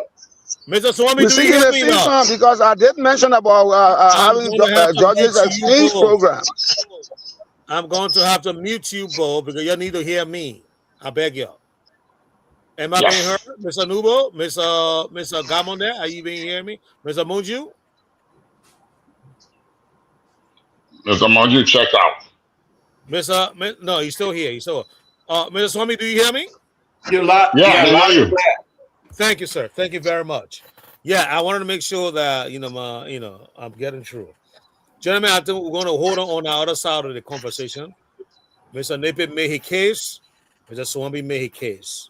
We're going to keep it that way. I want to bring you another angle in the last 14 minutes that we have. Gentlemen, it's almost 1 a.m. in Liberia there. I got to have my student people go to bed. They got to go home to the family. I know some of you have seen this, and I want to start with you, the legal mind, the person here, Mr. Swami, that Mr. Yeke Koluba said that, you know what, I'll go to you, Mr. Nubo. Let's start with you, Mr. Nubo. Yeke Koluba said, former representative Yeke Koluba said, or should we say a suspended Yeke Koluba said, or expelled Yeke Koluba said, that He's Madam, former. He's former. He was expelled. yeah, he was expelled, so he's former. That's right. Okay. Former Representative Yeke Koluba said that what her name, the Madam Finda Bondo is beginning to talk. That's why Madam former Vice President Juha Watila was arrested. Is it true that you think that Finda Bondo, in spite of you not having all the evidence and anything to that, but do you think there's any truth to what the former representative is saying? Well, I don't have any proof, and I have not heard that. But what I heard is the complaint of Bill Finger Bono out is being questioned. That's what I heard because there are I think there are some irregularity, in that complaint operation. So that's what I know. I don't know. I have not heard, Yeka Koruba. Yeka Koruba is not credible, and uh, most of the things that you see on the internet, anti-government entering utterances come from Yeka Koruba. So no, I don't know why a spoon to keep him there, but he is not a credible person. Thank you. All right. Thank you so much, Mr. George H. Noble. Mr. Monju, let's come to you, sir.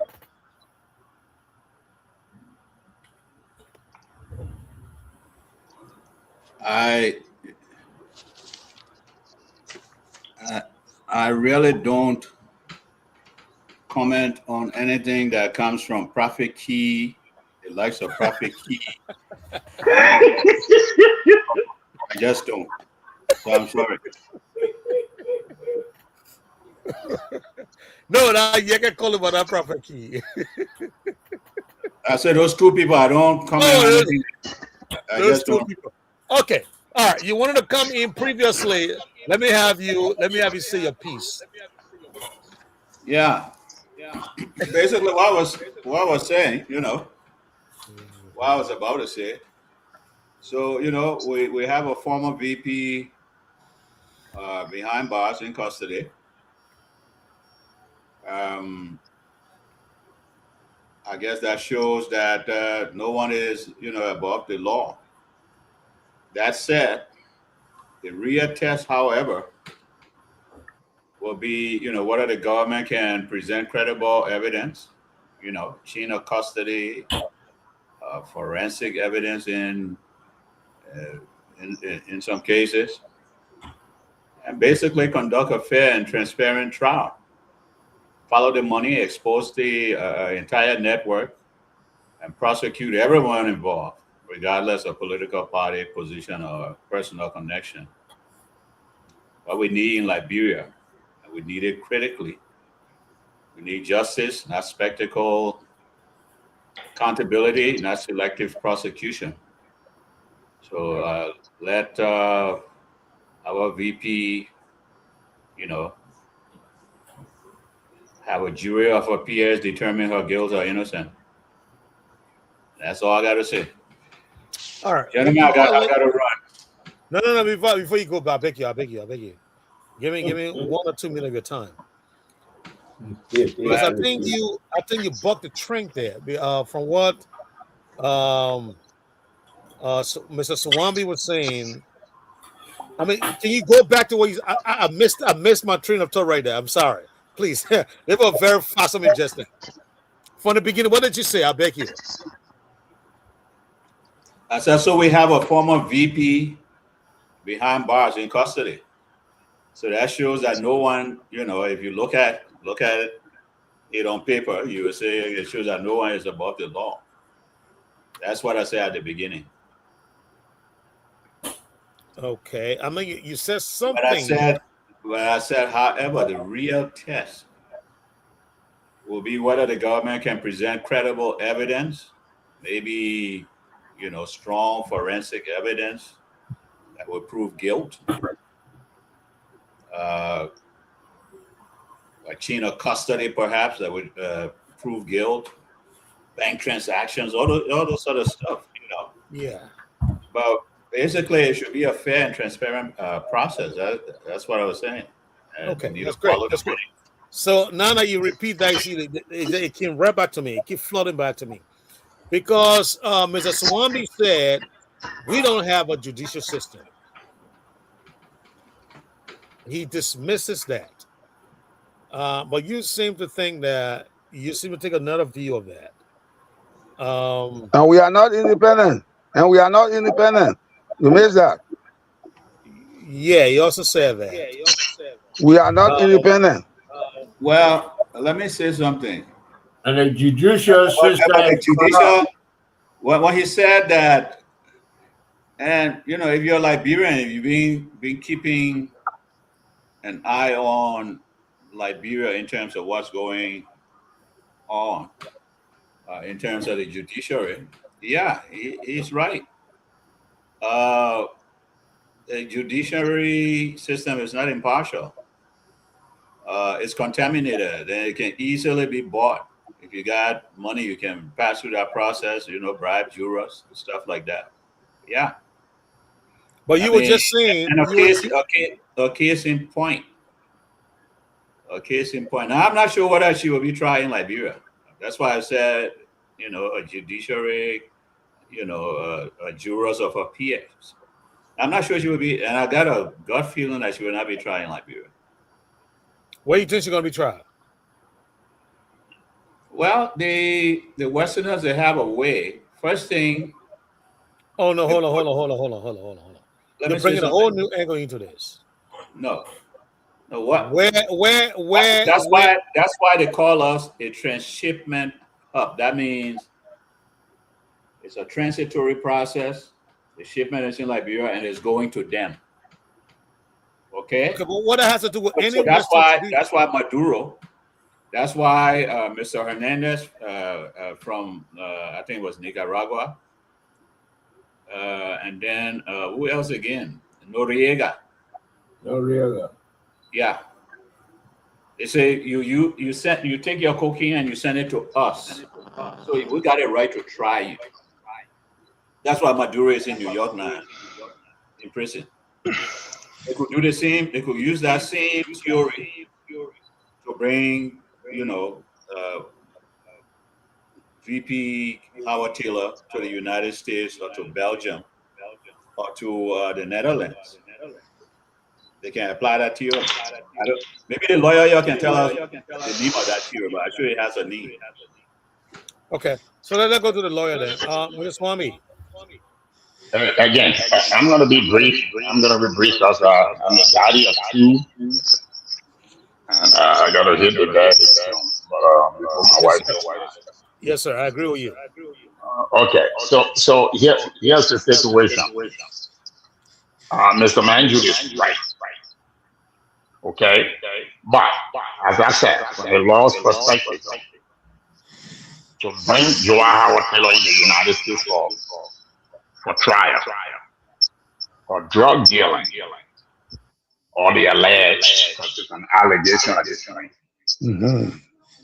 have to have had some connection to the United States. You have to impact the United States. For example, maybe, again, like I'm saying, we're talking serious now. We're not talking about Nigeria and the joke it is. We're talking really serious stuff now. Maybe there's something in the indictment that you and I have not seen. My man, I disagree. I disagree with that comment. But wait, let me finish though. Let me finish. Okay. Maybe there's something that you and I have not seen yet.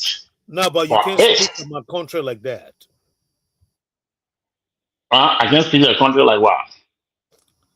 My country Liberia like that. But go ahead. Oh, okay. Sorry, sir. But maybe the draw, our final destination was the United States. The United States is a tremendously powerful country, like I said, when it comes to criminal investigation. Maybe the drug were destined for the United States. Maybe somehow the drug impacted was destined for England. Like my brother said, is that Belgium? Somewhere, some other European countries. Those countries will have jurisdiction in this matter as well. So they can take a look at it again, our judiciary, and say, hey, you guys are now up to the task. We are better equipped to try these people in an impartial judiciary, just like my brother said. So we're taking them from here to the United States. We're taking them from here to Great Britain. We're taking them from here to Belgium. We're taking them from here to Paris, France, where we think we can try them and give them a free and fair trial. That's not unheard of. The other thing also that somebody said today, I was the Finabondo thing. Now, like my brother with whom I was disagreeing, I don't give much credit to anything that comes from Yeke or Prophet Key.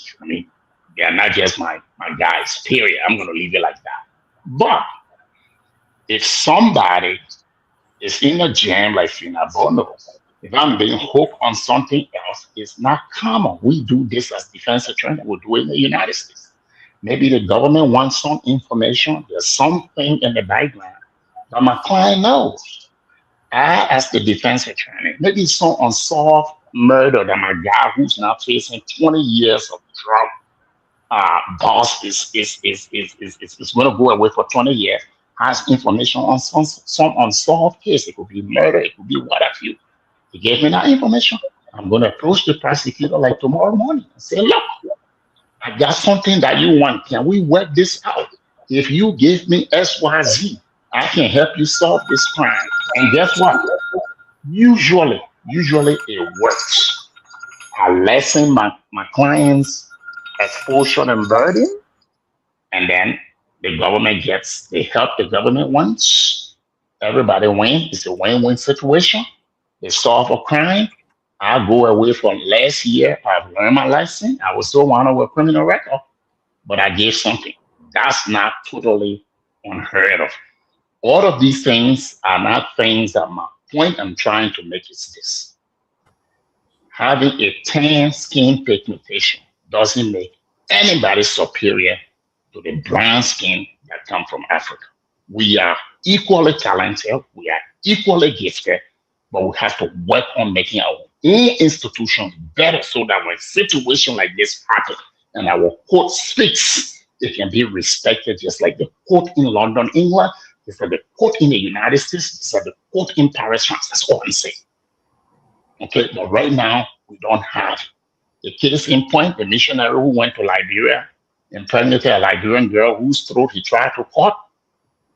What happened there? I mean, trust me, has any case been clear cut, acquitted? Okay, that's what I'm saying. Okay. Mr. Swami, I'm glad you brought up that missionary case.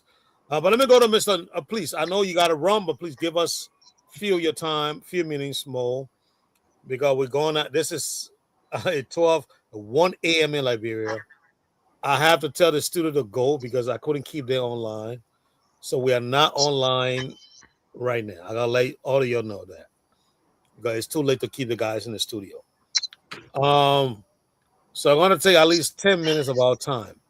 It's 9 o'clock here in America now. 10 minutes, gentlemen. Yeah, African man, always 10 minutes. I know, right? No. I'm going to stay with it. Trust me, Swami, I'm going to stay with it. 10 minutes.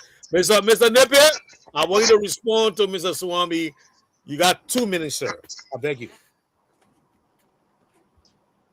Let me come in there with a disclaimer. I'm not a lawyer, even though I did small thing there at the university. He is a lawyer.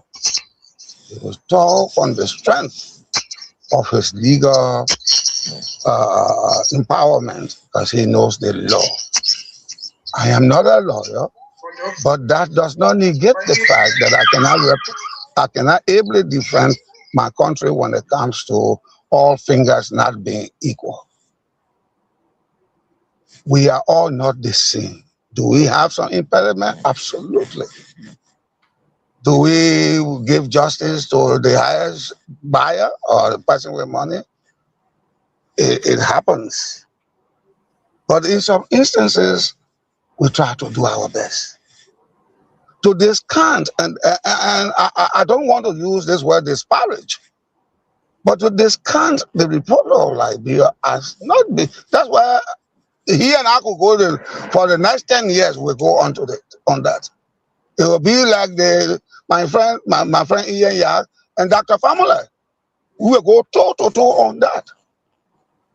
It will be like Dr. Famula because he is not accepting the view that I'm trying to propound. The fact that he is a lawyer practicing law in the United States of America does not clothe him with every information about our law system in Liberia. There are negatives and there are positive. In the same vein, he will agree if he cares to. There are negative and positive in the jurisprudence system in the United States, in London, in France, in Belgium, throughout the world.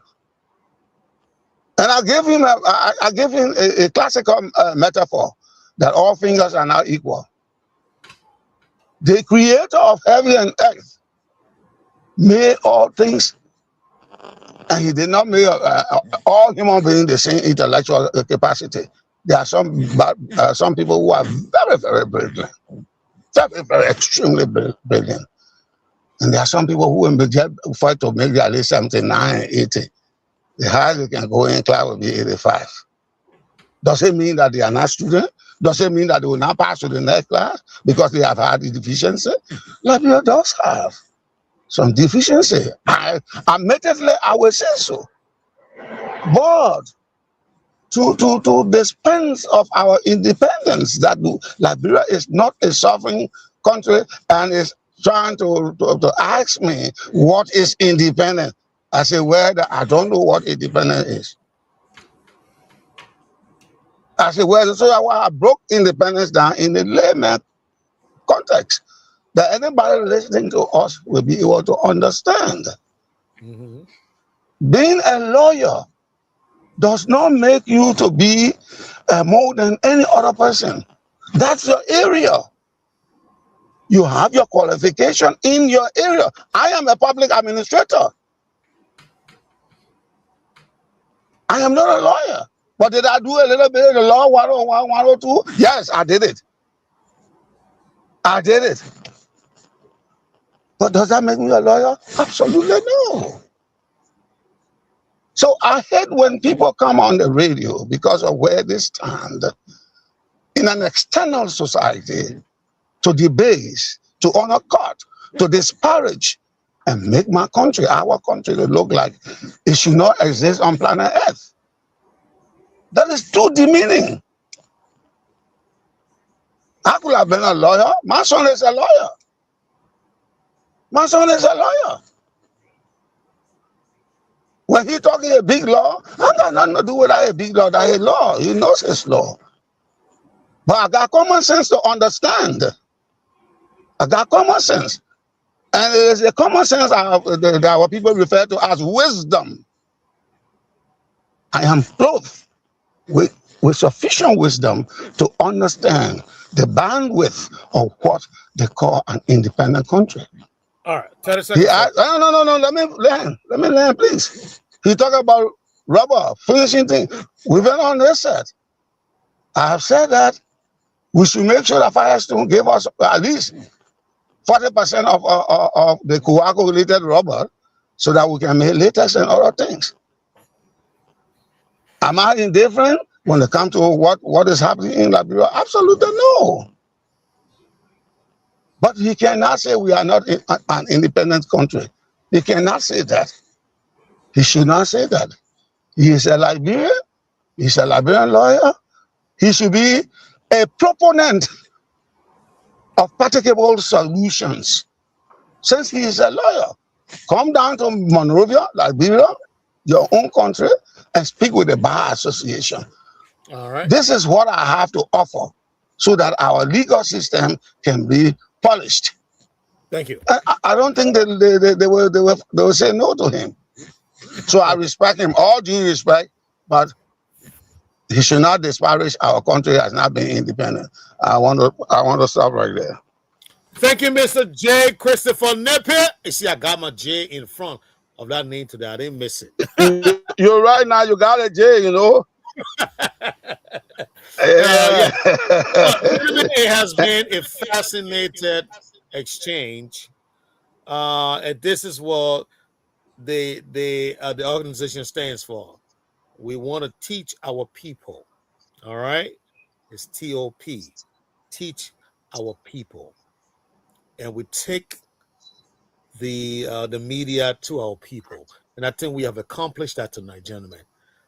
Without further ado, the time is 9:08, which means it is 1:08 a.m. in Liberia, gentlemen. I cannot hold us any longer here. So allow me, gentlemen, to close for everybody. I beg you to come back tomorrow. If you didn't close tonight, you'll close tomorrow. I mean, Mr. Monju, I know you want to close, but I beg you. Let's come back tomorrow, sir. I beg you. Okay? Everybody, let's come back tomorrow and we'll close tomorrow. But at this point, I want to say thank you for coming and let's meet tomorrow, same time, same place on another topic. But thank you. You have done your people all the justice you can do tonight. And I appreciate your presence here tonight. I've never had this amount of people at this time on the platform. At this time, I'm telling you. Thank you so much. Good night.